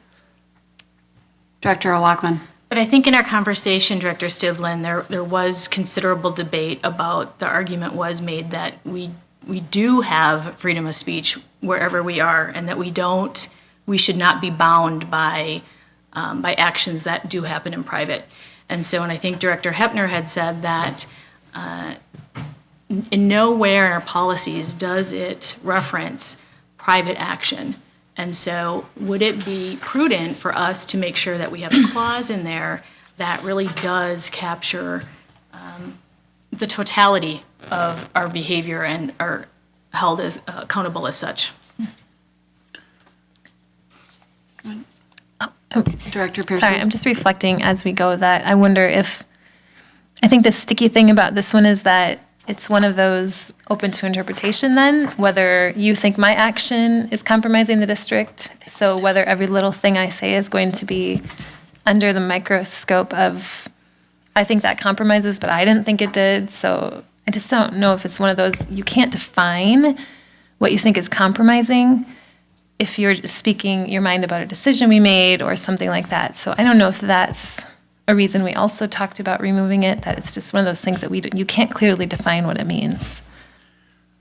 Well, and I think we ran into, as we went through this policy, we ran into that a number of times. But I think this particular one was, I can't say I'm speaking just as a community member. I'm not speaking here as a school board member. That once you are elected to the school board, that hat is worn all the time. And I think, at least this was part of our discussion, was I can't take a private action. I can't take an action and make the statement that I'm just saying this for myself, I'm not saying it for the full board kind of thing. That the only thing you can act on is as a board member. You're a board member speaking on behalf of the board when you open your mouth and speak, because we know that individually we have no power, that it's only as a member of the board. So I know that was at least part of our discussion, but as Paul has said, I would guess, majority of 2 hours was spent in our policy work discussion just on that one piece. We've discussed it a couple times already at other board meetings as we went through a first and a second reading. I don't know that we're going to agree on what this means. I don't know. Director Stillwater.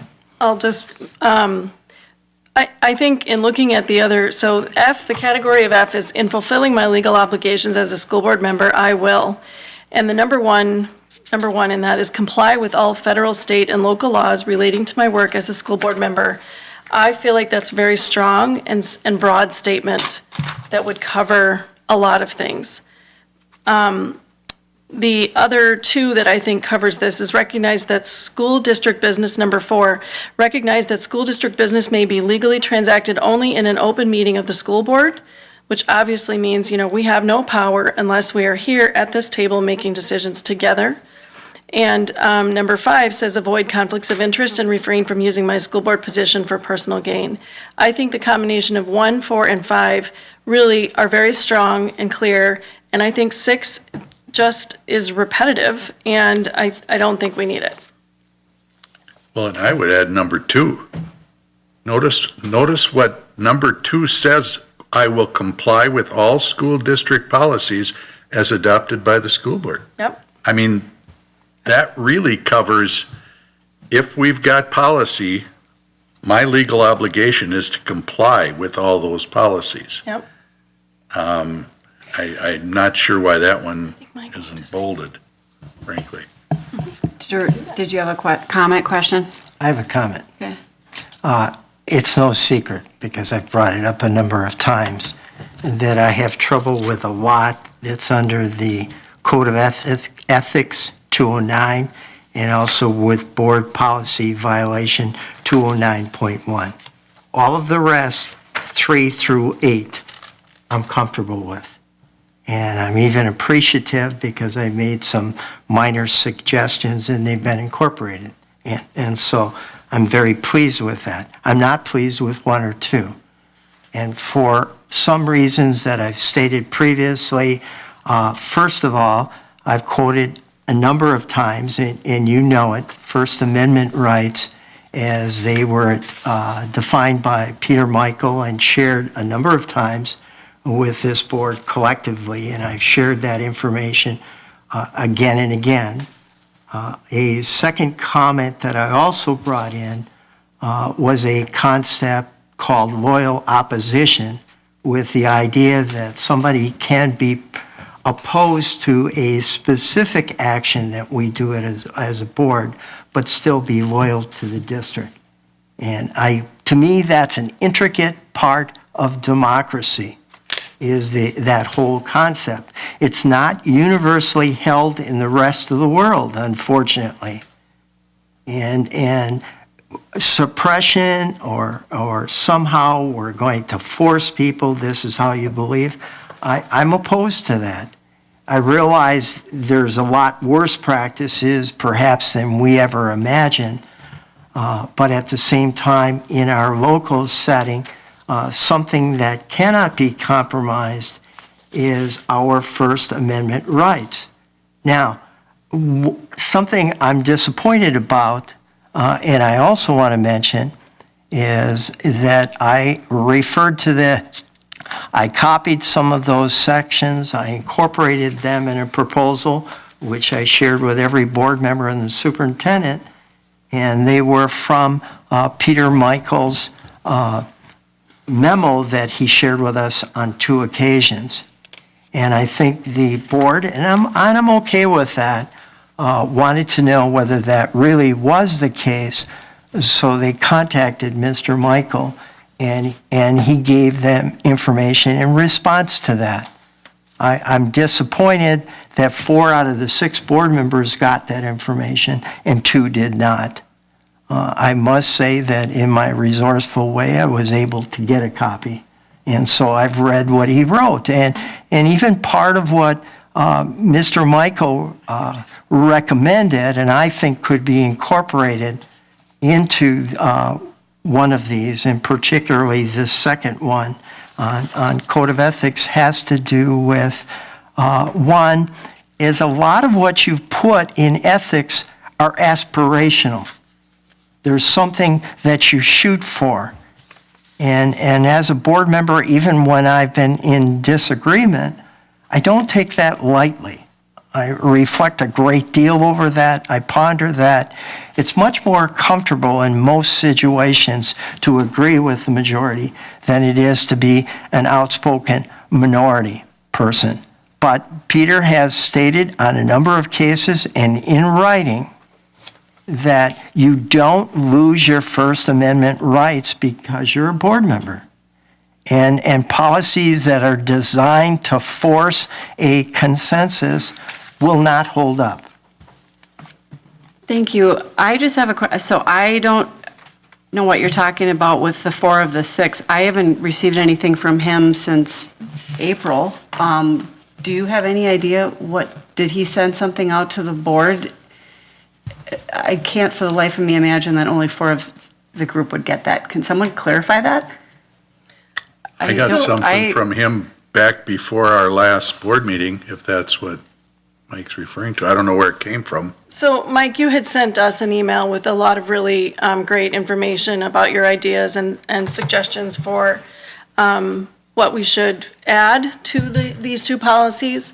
And the first time we talked about it, I think there was a question because you were referring to some things that Peter had given to us. And I think the question came up that, was that an accurate representation of what Peter had told us? And so somehow, I think maybe Paula raised the question, that got to Denise. Denise reached out to Peter and asked for clarification. Is this true and accurate? Then he sent back an email, but it went back to Denise, and then it didn't really get back to all of us. So I think that was kind of a problem. I think it went to George and Jen. And then Check July 18th, Jen, from Denise. I got it eventually. and It's then from I said- Denise? Yep. Sorry, Yeah. okay. It was forwarded from, Denise sent it to George and 19th, Jen, sorry. and then George gave it to the rest of the policy working group. And then I mentioned it to Mike because I didn't notice that we didn't all get it, and Mike didn't know what I was talking about. And I said, "You didn't get that email?" And he goes, "No, I didn't." And so I went back and dug through and I saw who was on it. So apparently that just didn't get all out to the whole board, which in light of what he had to share with us, I thought it was incredibly powerful and enlightening and very good guidance. I have a ton of respect for Mr.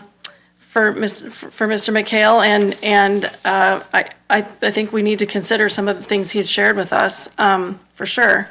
And I think it probably was just like an oversight, but we need to make sure that everybody gets those responses, especially since the original question was something Mike brought up, and he's responding directly to what Mike had shared with us. Yeah, and I sent it to George as policy chair and Jen as chair. Chair, right.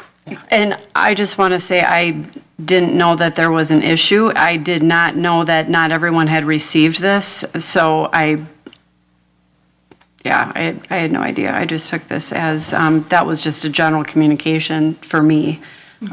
So, That's what I assumed as well. yeah, okay. That it had gone to everyone. I would like to bring up something that I did at our policy working group. I brought this up because as much as I respect Mr. Michael, I don't know that his word is the only word. Mike got me to look at John Stuart Mill, which I probably haven't done for 50 years. The limitation that Mill...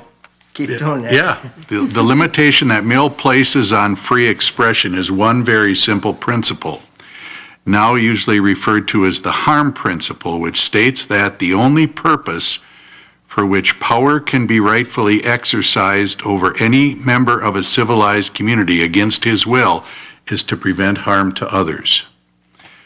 I would maintain that the policies the board has are meant to prevent harm to others, the others being the board itself and/or the school district. That harm principle conflicts with Mr. Michael's view that no board policy that purports to restrain such speech on controversial matters of public interest is enforceable. That speech, I maintain, must be viewed in light of the harm principle. In other words, I think there are 2 things at work here, not just one. And then I followed another link and got to a fellow by the name of Stanley Fish, legal scholar and author, Dean Emeritus of the College of Liberal Arts and Sciences at the University of Illinois, and he suggests that the task we face is not to arrive at hard and fast principles that prioritize all speech. Fish suggests we need to find a balance in which we consider in every case what is at stake and what are the risks and gains of alternative courses of action. Is speech promoting or undermining our basic values? The task is not to come up with principles that always favor expression, but rather to decide what is good speech and what is bad speech. A good policy, according to Fish, will not assume that the only relevant sphere of action is the head and larynx of the individual speaker. Speech always takes place in an environment of convictions, assumptions, and perceptions that is within the confines of a structured world. We should ask 3 questions according to Fish. Given that it is speech, what does it do? Do we want it to be done? And is more to be gained or lost by moving to curtail it? And then I went on and I looked for definitions of loyal opposition and sacrosanct. Mike has used loyal opposition and Mr. Michael used sacrosanct. And loyal opposition is a minority party, especially in a legislative body, whose opposition to the party in power is constructive, responsible, and bounded by loyalty to fundamental interests and principles. And Mr. Michael's use of the word sacrosanct, I believe, means regarded as too important or valuable to be interfered with, treated as if wholly immune from criticism or violation. And I would disagree in Mr. Michael's use of the word sacrosanct. I think that ignores the harm principle that I think is fairly important. And I think anytime we talk about free speech, I think we have to look at it in context of, is there any harm being done in light of the speech which is being not being limited in any way? And we talked about that at our policy working group. That's why I mentioned it now. Thank you, Director Hebner. Actually, Paula, you had raised your hand a little bit ago. Thank you. So I guess a couple points. My first question is, so what is the harm in leaving it in? I would really like to hear that, aside from it being repetitive, because I would argue that we could go through these and there's a lot that overlap. So if we're going to take that stance, then I think we really need to apply that to all the policies. So I would like to know what the rationale and the compelling argument of the harm of leaving it in is. I also, to Director Pearson's point about being subjective, I think then if we are going to apply that litmus test, then we need to go back and look at a lot of different adjectives. Mike's brought up the word integrity a lot, best possible, support. Those are all words that can be misconstrued and are inherently subjective. So I think, again, if we're going to do it for this one, I think then we need to take a closer look at that. I also was able to do a little research on John Stuart Mill, and one of the quotes I came upon from him was, that's attributed to him, is he said, "Although it is not true that all conservatives are stupid people, it is true that most stupid people are conservative." And so it got me thinking about the context in which he was saying this, and I guess there's, that's, I know you like to quote him a lot, and I think that's one opinion. So I think there's, looking at the totality of his work, I guess. And my last point, and again, this is another question to the board, is do board members fundamentally believe that there's no consequence or impact to being able to have complete and total freedom of speech? I absolutely agree with you, Mike. Absolutely. The Constitution says that, guaranteed. Don't have an argument at all. What I will disagree with is that for us to pretend or consider, or to think that there's no action, or no consequence or no repercussions for that free speech, I think is really careless. And I think we have to think about why we are board members. And if we really feel that we have the right to take private action that may or may not compromise the school board administration, I think that's a bigger conversation than we need to have as a board and why we feel that way. All right, thank you.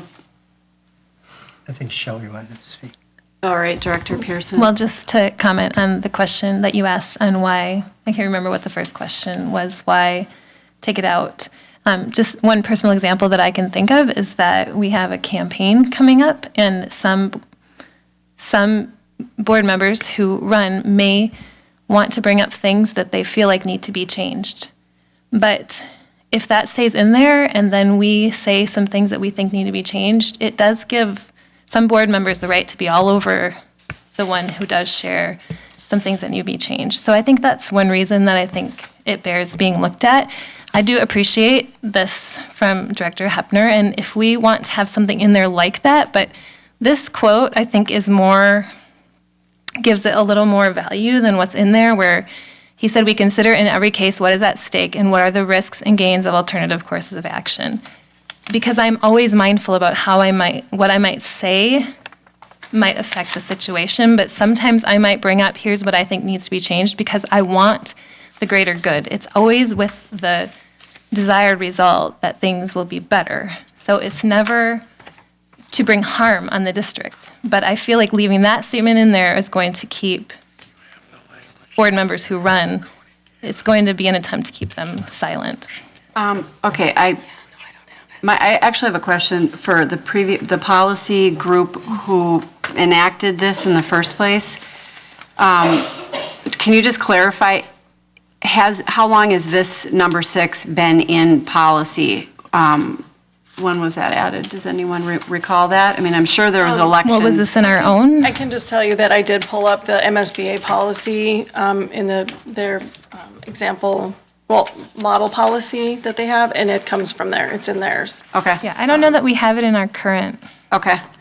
Yeah. Okay. Thank you. And then Director Stivlin, you had your hand up a little bit ago. Yeah, no, I just wanted to respond to what George was saying a little bit. The problem I have is, I think we're talking about two different things. First of all, I think when you talk about, whether free speech causes harm, of course free speech sometimes can cause harm. Lots of free speech that we hear every day is very objectionable to us. But it's in the eye of the beholder. It's in the perception of the person experiencing that gets to decide. So what these policies are meant to do is help guide us and our agreed upon beliefs as a board. And I want to go back to what Peter said. A board member has a First Amendment right, the widest latitude, to speak out on controversial matters of public interest. No board policy that purports to restrain such speech is enforceable. I agree with that, and I think we do have a right to say, and a responsibility to say what we think needs to be said. I do kind of feel like this topic, though, the free speech topic, is such a big one, and I do believe that Peter encouraged us to add some language in our policies that would reflect some of these ideas. But I don't know how much it really relates. I think this is a really incredible conversation and really good discussion, but I don't know how much it really specifically relates to this particular policy. I think we're talking about two different things. One is relating to what kind of freedom do we have as board members to speak our mind? I think we have a responsibility to speak our mind on the issues. That's what we're here for. To really hash through all those details and figure things out, and that's how we find the best answers to the challenges we face. And sometimes that's going to get ugly, but we can do that in a respectful way. We can do that upholds the integrity of the district. That's what the loyal opposition point was all about. We can be loyal to the organization and to our community, and we can also disagree at the same time. As far as this particular policy, and I've got so many different versions of it in front of me, I've kind of lost it here. I just don't know that this discussion of free speech applies to this particular one. So let's try to maybe stay on this one. We have to make a decision. It either stays in as is, or we take it out completely. or we change it in some way that is not, that is reflective of, some of these ideas. I just want to make a quick question, comment, and then Director Potashik, go to you. But with this topic, I struggle with this because I believe in everything that actually all of you are saying, little bits of all of it. And I think we only can check ourselves and each other. We are not independent legislators that have our own constituency. We are one of 7 people that compiles an entire board of 7, that we take an oath of office to represent the district collectively. So I think that is a very important distinction. I think with regards to freedom of speech, yes, there's a big difference between having the right and doing what's right. And secondly, to the previous comments, I don't know who made them, but I did have a question with regards to both 5 and 6 that, F says, in fulfilling my legal obligations as a school board member. 5 is a little bit subjective, avoid conflicts of interest. Is that illegal? Is that legal? And 6, take no private actions or avoid no private action, whatever the term comes out to be. Is that a legally objectionable item? So that was kind of 2 of the questions that I had, and I don't know who can feel comfortable to answer that or not. Yeah. Director Potashik, go ahead. Couple quick responses, and I will try to be quick. 1, free speech does not mean, and to quote Oliver Wendell Holmes' famous remark, that you can go into a crowded theater and yell fire, and there's no fire. You can't do that. So there are limitations. The whole thing, I taught U.S. history for almost 20 years, and we spent a great deal of time on the Constitution and on the Bill of Rights. In many ways, they try to strike a balance. And almost immediately after the Constitution is ratified, there's a movement to develop the Bill of Rights. And they're adopted as the first 10 amendments. Again, I'm proposing something similar in this, is that you can say this is what the aspirations of board members should try to do. But I'm saying also, I think it's just as important to define what the First Amendment freedoms allow. Because part of what I've got from, and it reinforces that. I was there before, but I have it now. In Peter's email, he makes reference, and he uses a word that I've never seen before, but the word is prefatory, and it means prefix. You could have a prefix to these, to the existing policy, acknowledging important concerns like the members' First Amendment freedoms, the values of post hoc consensus when it can be achieved, respect for the Minnesota government data practice requirements, and keeping the best interests of students always at the forefront. So my point is, you can have both, just like the Constitution gives an awful lot of power to the central government and to the states, but then also says these are first, or rather, these are the Bill of Rights that need to be protected. All right, thank you. I feel at this point, we should just move on. I can either consider a vote, consider to, do we table this action item and go back, or do we vote on it right now as is? I'm open for just. I would like to make a motion. Okay, go ahead. I would like to move that we vote on 3 through 8. Well, we're looking at, 210 through 215. we're looking at 209 through 215. Correct. I think we already voted on 3. So about the number of the action item. He wants to vote on those 210 through 215 and then set aside these 2. Well, and table the other 2, is what I'm saying. Okay. 203 through 208?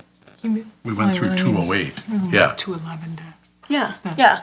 I think I think what you mean is 202, so we would take 209 off and 209.1 off for some further consideration. Table those two. Table those two, and then 211 through 215. 210 through 215. Oh, yeah, sorry, 210 through 215. You're suggesting that we go ahead and vote to approve On a block. as is. I'm fine with voting on 210 through 215. What do you anticipate happening, Mike, on 209? We've talked about it for 3 meetings now. What do you think, what would be your idea of moving forward on that? I have a suggestion. Can I answer Director that? Stevlin, go ahead. Well, you can answer if you'd like, Mike. Go ahead. I personally really like this discussion that we've had about freedom of speech. I think we've been given direction from Peter McHale to include some prefatory language. I think we could take a little bit more time to rework 209 and make sure we get it so that we really feel comfortable with it. Personally, I think we're looking at improving or looking at what our orientation process is for new board members. And I feel like this particular one, the Code of Ethics, is potentially going to be a core piece of what we orient new board members next January. So Okay. I feel like we need to make sure we get this right. So- we can take the time to do that. So tabling does not have a discussion, so at this point, we would need a second to Director Potachit's motion. Would anyone like to second his motion? I will. I will second Director Potachik's motion. All those in favor, please raise your hand and signify by saying aye. Aye. Those opposed, say nay. Hey, Nay.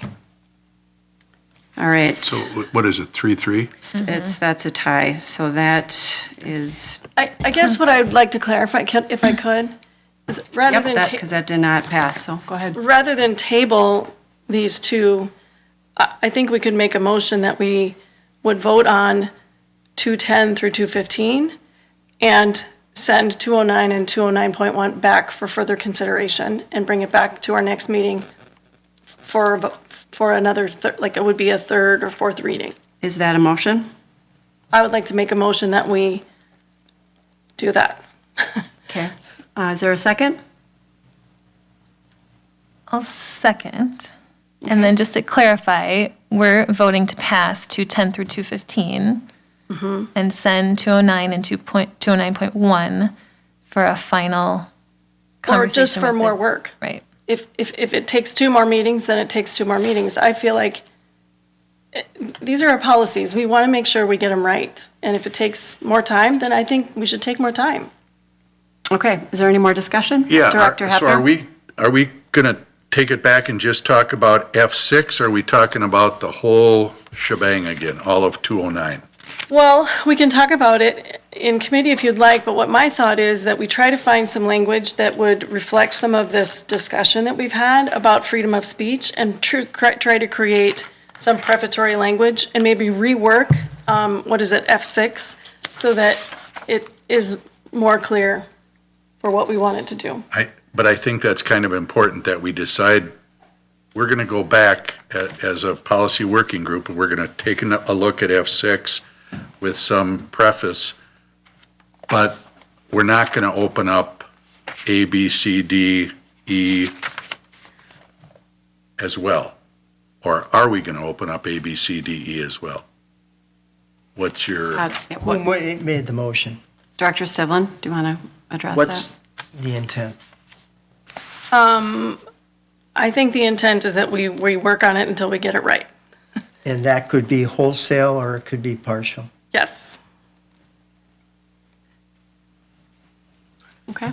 Any, Director Pearson? And just from my point for that number 6, I think it's not a leave it in or take it out, but how can we reflect the spirit of what we've been talking about today that everybody's kind of comfortable with?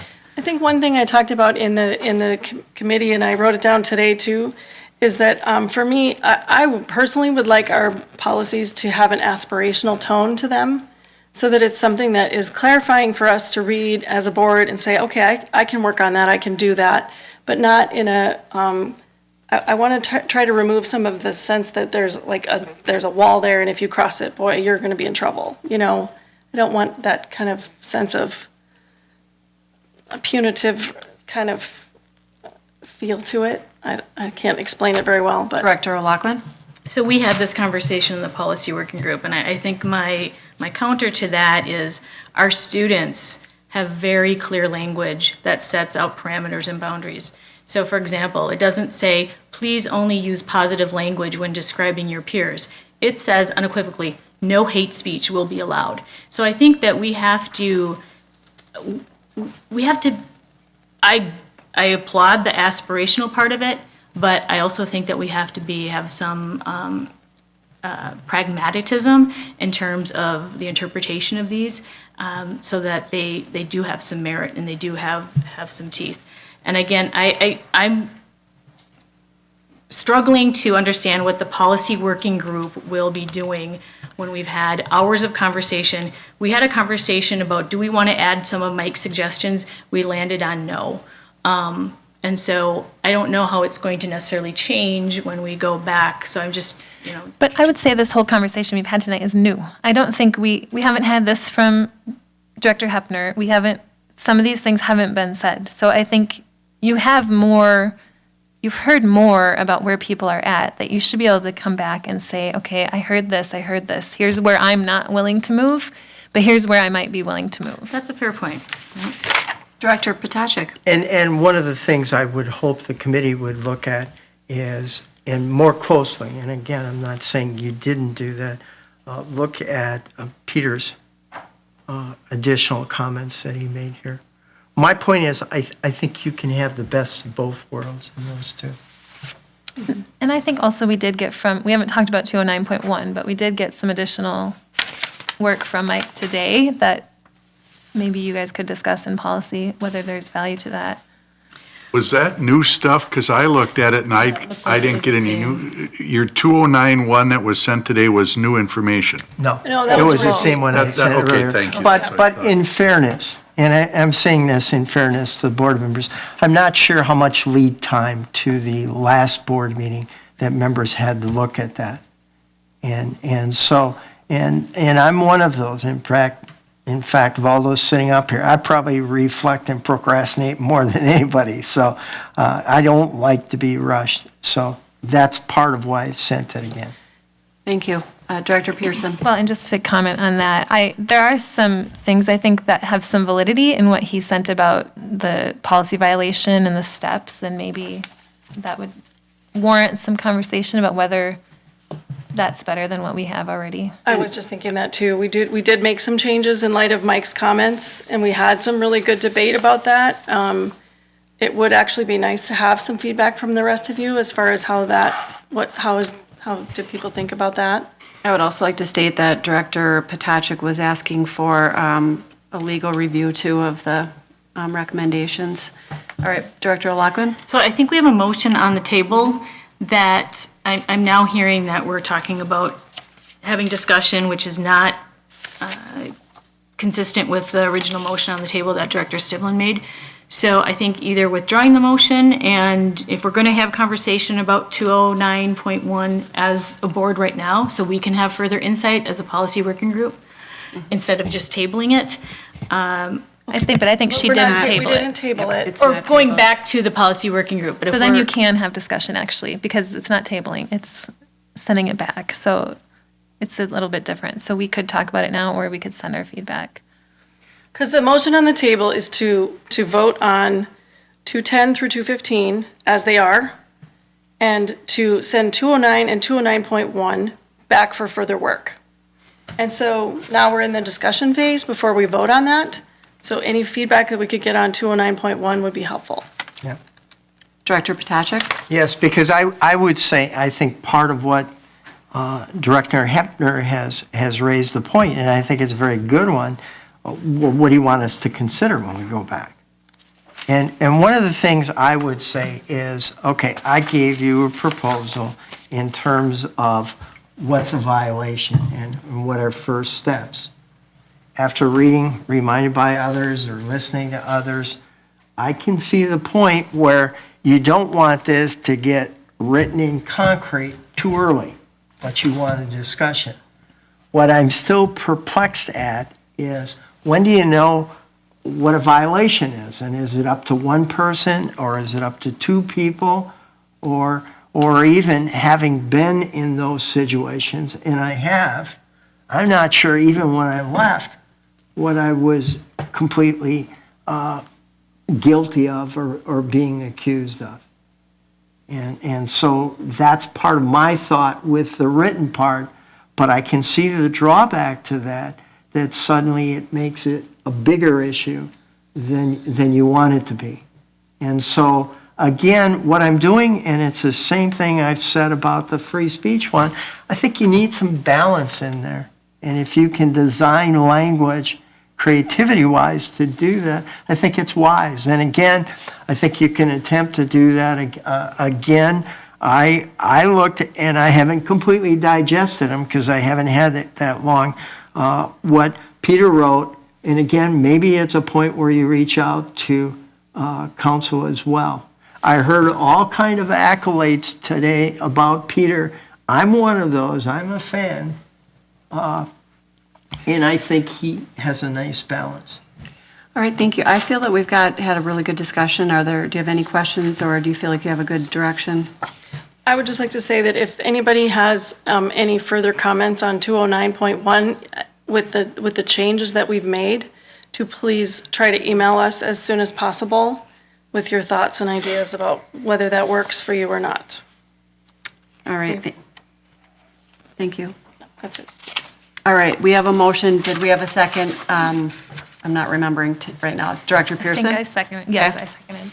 All right, if no further discussion, I'd like to call a vote. All those in favor of the motion, please raise your hand and signify by saying aye. Aye. Those opposed, please say no. Motion carries unanimously. Thank you. Great discussion. Moving on, so this means that we're done with the rest of the policy talk. So that's not a bad thing. For tonight. With the 200s. So much. Okay. All right. 300s will be much easier. We are on to board member reports. I'm going to go for just begin quickly with the board chair report. First, I'd like to say Denise Pontrelli and I had the pleasure of, we had a coffee with our new board member who's in the audience tonight, Mr. Hovland, and we had just a wonderful conversation and just kind of talked about the board, and I hope we didn't scare him away right now, but it was a wonderful conversation. Secondly, I had the opportunity to attend a meeting from leaders of the organization, which is called Youth Teaching Youth. The basic premise of this program is to put older students into the classrooms of younger students and speak to issues that are age appropriate.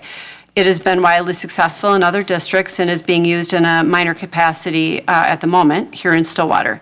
More to come on this. We've got another meeting coming up with George Nolan and the group. I believe Denise will be there, if I recall. Secondly, I visited the Summer Stretch program last Tuesday. I was amazed by the program. It draws from many of our schools. What struck me out of the many things was the creative manner in which the teachers incorporated learning with fun. It made me realize once again how very hard our teachers work, how patient they are, and how much they truly care for our children.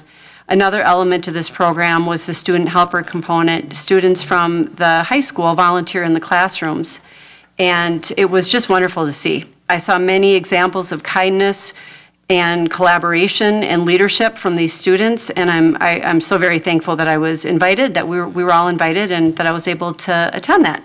That's it. Let's move on to board member reports. Director Hefner. I left at your desk a letter that I received from Lori Delahunt, who's a former educator in our district, and she's now working with White Bear Unitarian Universalist Church on a gun sense action group. And they're having a meeting Wednesday, October 10th at 6:30 featuring a representative from Sandy Hook Promise.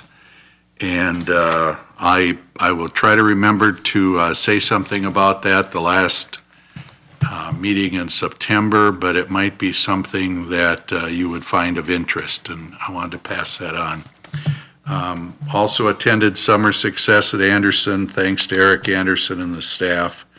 And I think your comments were very good about what's getting done there. You know, we've known for years that summer loss is significant in kids' achievement, and I think if we can delay summer loss or take away some of that summer loss, I think it's pretty crucial. Attended the MSBA summer seminar, as did some other board members. Main speaker I thought was very good. And one of the things that she emphasized was high performance mindset includes attitude, preparation, and effort. And she said you should have 3 positive emotions for every 1 negative emotion. And so I was trying to think about that, and I don't think that'd be easy to do, but I can see where pushing to find 3 positives for every negative that might occur would be very worthwhile. And it's the not dwelling on the negative part. There were small group sessions on Minnesota's tiered licensure system. I think I have a little bit of a handle on that now. Went to a session with Brenda Casilius. It was kind of her swan song as commissioner, and she talked about some of the things that she and Governor Dayton were able to get accomplished in the 8 years since she left EMID to become the Commissioner of Education. And then I went to a case law update where a significant portion was about the Janus decision. And what I found interesting is MSBA's advice was, as a district, don't get involved with your staff on the Janus decision. Refer any questions from employees to their union. That's their problem, which I thought was kind of an interesting way to look at it. And I do have a request. I apologize, this might take a couple minutes, but this is from EMID Board Chair Ellen Fahey, the Executive Director Jean Lubke, and Ken LaCroix, who's the individual in charge of the search for a new leader for EMID. And the request is that Karen Moorhead, the Forest Lake representative on EMID, and I be allowed to continue our term on the EMID board through January of 2019. Both Ms. Moorhead and I have decided to not run for re-election this fall, and our term will expire near the end of the search for a new executive director. Because of our tenure on the EMID board, Ms. Fahey, Dr. Lubke, and Mr. LaCroix believe it'd be beneficial if Ms. Moorhead and I work with others on hiring our new leader. This is allowed according to the Joint Powers Agreement all the districts sign. The calendar to hire the new executive director is as follows. September and October, the advisory committee will work with Mr. LaCroix concerning job description and the requirements that will be posted for the position. November and December, we will accept and review applications that are submitted and decide on the applicants to be interviewed. The week of January 7th, we'll have the first and second round of interviews, and the week of January 14th, we will select a new leader for EMID. In February, EMID's organizational meeting would be held with new representatives from any of the districts. And as you know, we kind of ran into a problem because I think both 916 and EMID set their organizational meetings before we appoint representatives. And so I think this February organizational meeting would actually be better. I would like to work with the advisory committee in the hiring of the new leader for EMID. And so I would ask that you think about that request If you've got any questions, I can certainly try to answer them.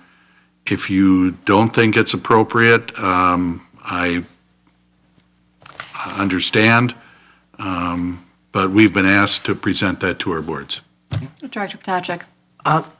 My first reaction to that is I'm not opposed. I think you bring something to the table. I think you need a legal opinion. Where I saw a somewhat similar position was when I was elected to the delegate assembly for the Minnesota School Boards Association. The person who was there before wanted to do something similar to that, and they told me couldn't. Now, it's not identical, but I'm saying it's similar. But I think because especially where you're selecting a superintendent, there are potential people who don't get the job who may use that as a fallback. And so I think for everybody involved, it would be a good idea, but that's up to your group to get a legal opinion beforehand, whether that's rather than spend lots of time in court later on trying to say, hey, we did the right thing. I believe we have a little bit of time on this, so, perhaps we can address Director Ptacek's question. Legally, I have absolutely no objection to this at all, but since we're doing that, if anyone has any issues or questions, feel free to email me as well. I'll ask EMID's legal counsel. I mean, there's That's no what I sense meant, for us to because, get yes, it's for there. that, so I'll Yeah, ask them. thank you. Because then they also have the Forest Lake representative in the same situation. Thank you.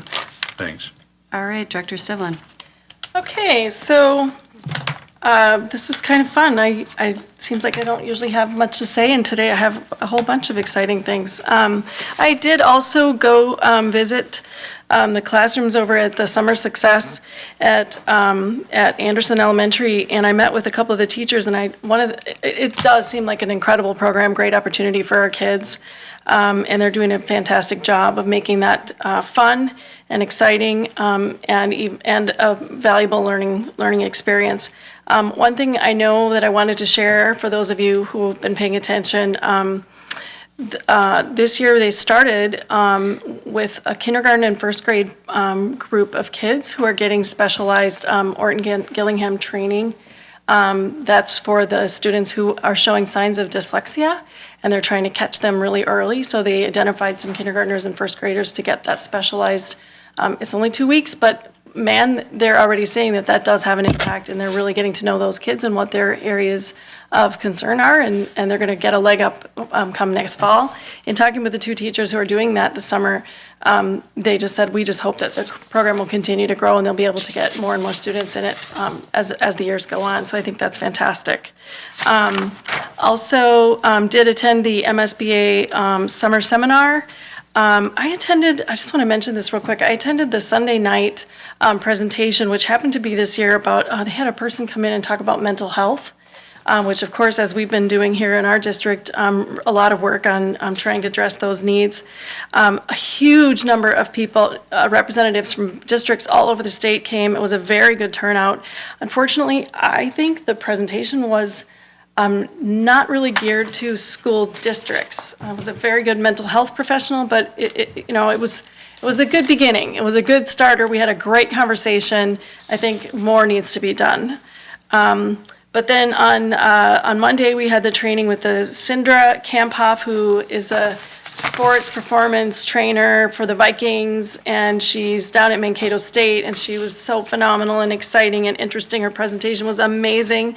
I want to recommend that she has 2 books out, one called High Performance Mindset, and the other one is called Beyond Grit. And her area of expertise is in the sports performance, but really her attitude and her approach and her teachings would apply to almost anything that any goal that you might have that you want to try to achieve. I'm sure it would apply. She just was a really great and inspiring speaker, and I agree with some of the stuff that George already shared. And on the note of mental health, I just wanted to let people know that I've been kind of staying in connection with, last year we had the mental health community conversations that went on every month throughout the whole year. It was an incredible experience. It was very difficult, sometimes very frustrating. We had incredibly devoted and passionate people coming every time to share their insights and their experiences and their expertise on what we can do better to address the needs of mental health needs of our students.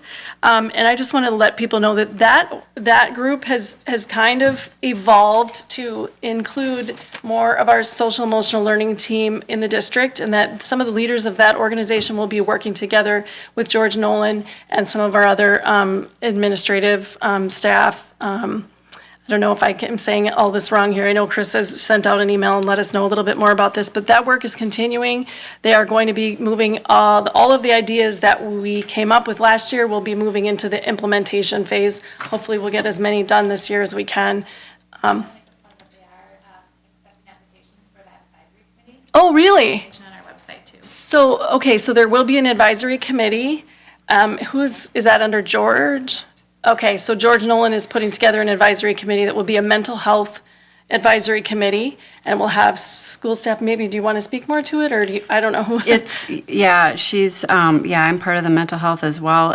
Developing a community mental health advisory council to ensure this important work continues. The advisory will take the plan that has been developed by the community and work with the district, the county, and community agencies to ensure it is implemented well. If you are interested in being part of the advisory council, please complete an online interest form. The deadline to apply for the council is 3 p.m. on August 20th. You can find the meeting notes online. So can they also fill out that online interest form, Carissa, on the website there? Yes. Okay, Yes. great. Okay. Thank you. We'll add the link right on the homepage. I don't know that it's there yet, but I'll put it up so it's there Great, tomorrow. thank Okay, you. Awesome. It's just very exciting that that's going to keep continuing to move forward. Thank you for that. I didn't have my notes in front of me, and I just wanted to make sure I problem. mentioned it.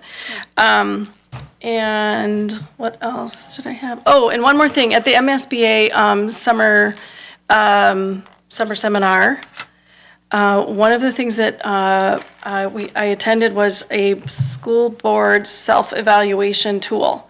And we learned a little bit about how that works. It sounds pretty slick. It's free. And I think the gal, Gail, said that she sent a link to our superintendents.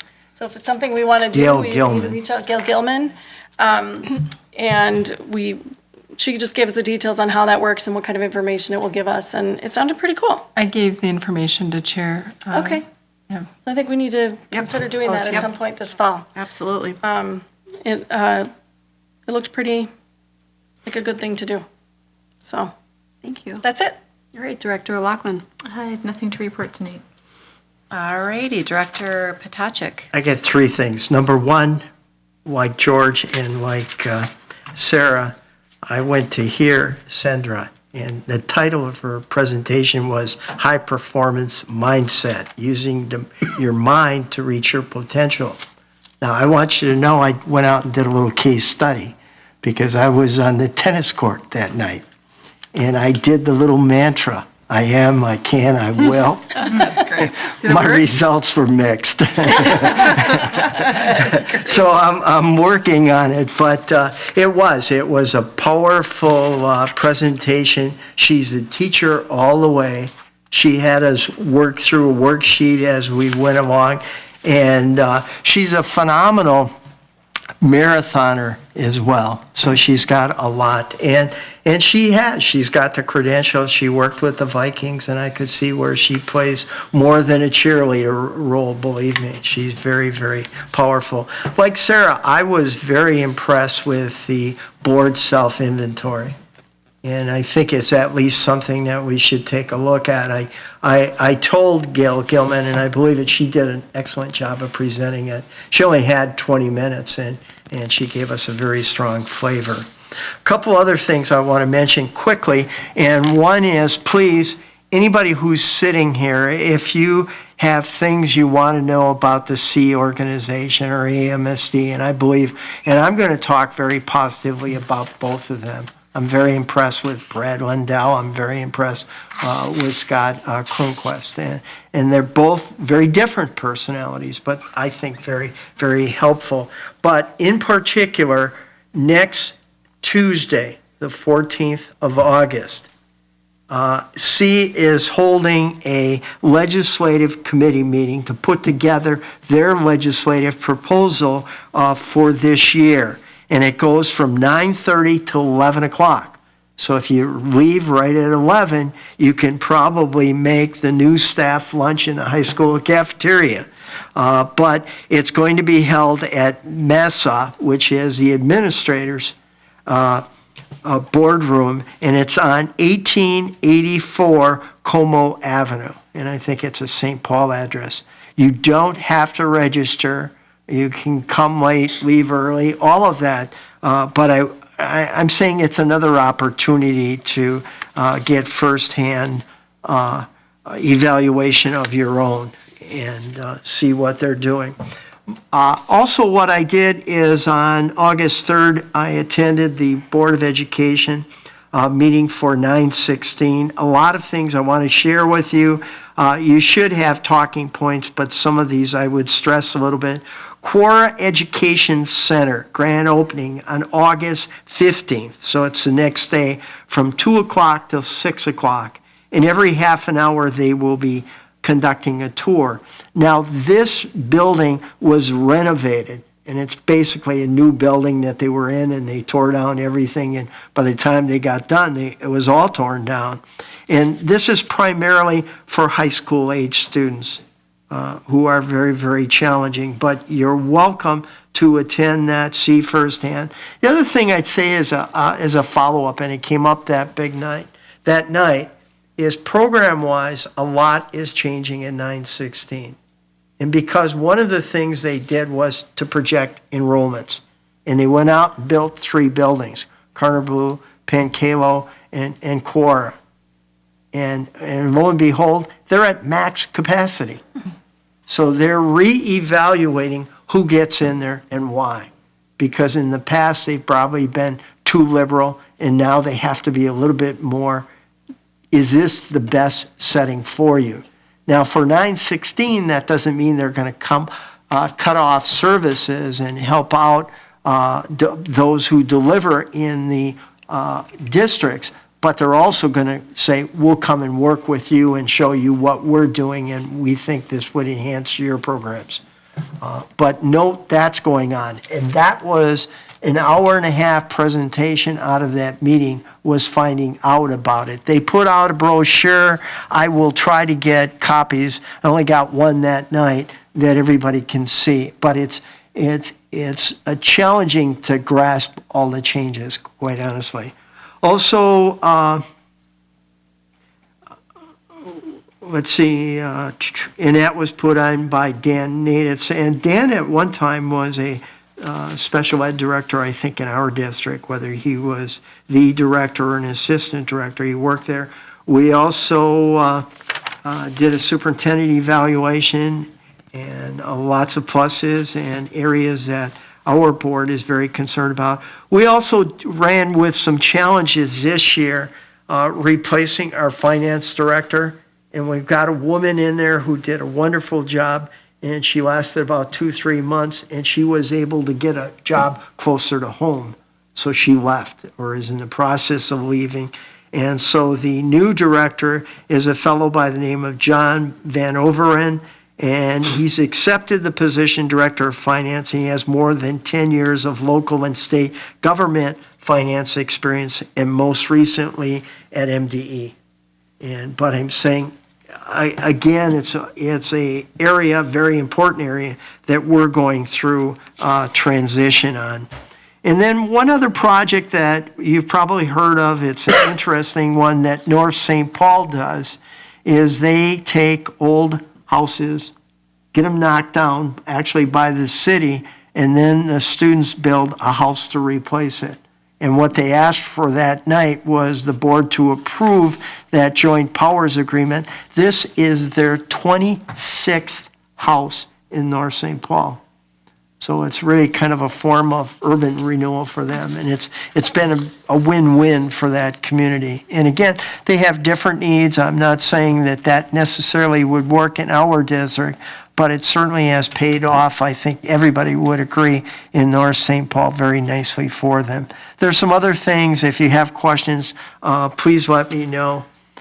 Mike, just a couple. Sure. Can you bring up next board meeting that dyslexia resolution? I've been thinking and the same thing. See where that went. And then my other question is, I notice among your representatives or committees, or however you define that, you have an executive committee.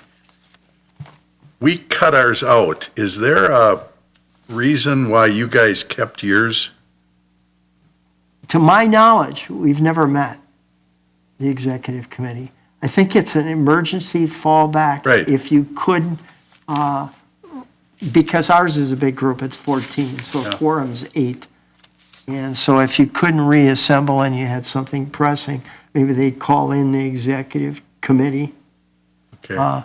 But I'll double check, George, and find out. Yeah. I have the same question in dyslexia, and Superintendent Pontrelli, did somebody come in and present that was that topic addressed in June or July at all? Dyslexia? You mean with our staff, or? With the superintendents in 916?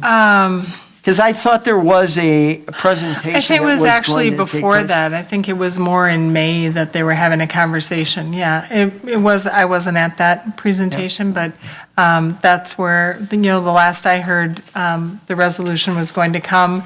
Superintendent Hayes was going to talk about what the needs were from the other school districts. I think you'll find, that I'm happy to say that we're far ahead of other districts. So it's something we're interested in if we can collaborate and help support. But our team, Director Stivlin was able to see some of the program we already have in place. So I think Rachel Larson and Karen Lateral have really taken off with that and provided, we've got a really good base going. That's good to hear. I know when I presented it that night and talked about it, it was pretty quiet. And again, I think some is a fear, another program, another need. I'm not saying that's where I'm at, but I haven't heard much since then. But yes, I will try Even to to follow train up. the teachers, I'm not saying that. I'll see what I can find out, what came out of the meeting, how much interest, whatever. Excellent thanks. question. Thank you. All right, thank you. Director Pearson. Okay, thank you. So just a couple things. First, thanks to those of you who attended the summer seminar and shared your thoughts. I couldn't attend, but I really appreciate hearing what you heard and what impressed you, and I look forward to learning more. Second, Sarah and I volunteered down at Summer Tuesdays at the booth, which was very fun, so thank you, Chair Pelletier, for getting us in on that. And thanks to all the staff that have been down there every week. I know I saw superintendent down there one night, and it's just a really fun community event. So I'm glad that we do it. The kids really respond well and give away lots of tattoos and pencils, so it was good.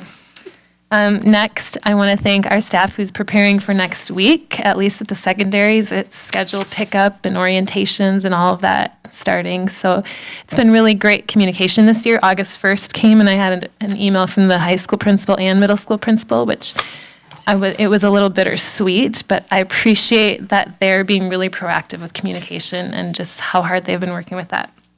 And then finally, there's 3 more days left of school board filing. So if anybody out there is still thinking about it, get into the office by Tuesday at 5 o'clock. That's it. Thank you.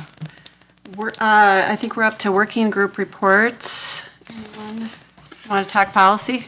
We've said enough. Well, I'll tell you what, I want to mention that at the summer seminar, Mr. Hovland attended with us at the seminar. So hopefully he learned a ton and he's going to be ready to roll in 2 weeks. But it was nice having him with us. Yes, it was. We met, working group met July 20th, July 24th. We're going to meet again. I think, as I've mentioned a couple times now, we need to take a look at discipline policy, bullying, health and safety, and attendance were the 4 that Barb mentioned. Given what our representatives said tonight, we should probably take a look at if there's a policy that keeps them from being able to hand out those letters or whatever, we'll take a look at that. And before we leave tonight, I need to get Director O'Loughlin and Director Stivlin so we can get something on our calendar for our next meeting. But that's kind of where we've been at with with policy. On to the 400s, I guess.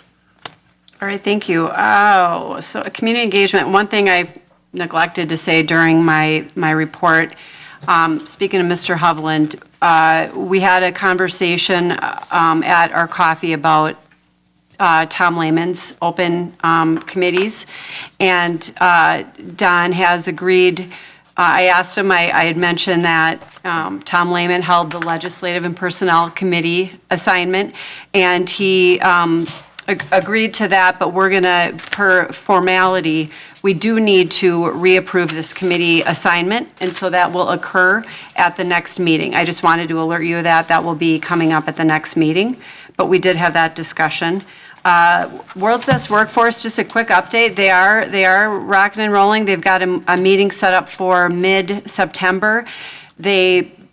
From what I see, they have lots of fantastic information to share. So again, we're just really excited about that.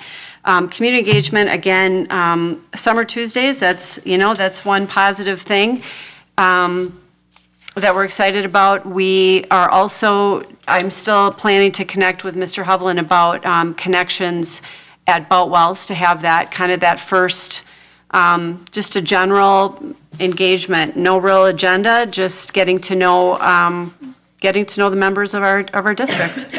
So just really excited about making positive engagement with really no purpose other than relationship building. So just really excited about that. That's it. Thank you. Director Locken. So for the finance working group, we determined and thought that it would be best to wait until new board member Hovland is sworn in and takes the oath on August 23rd, to wait until he is officially in his role to start having some of those budget conversations. So stay tuned for when that will be set and more about the process. Thank you. I do believe that's it. All right. I believe that's it. This meeting is adjourned. Thank you.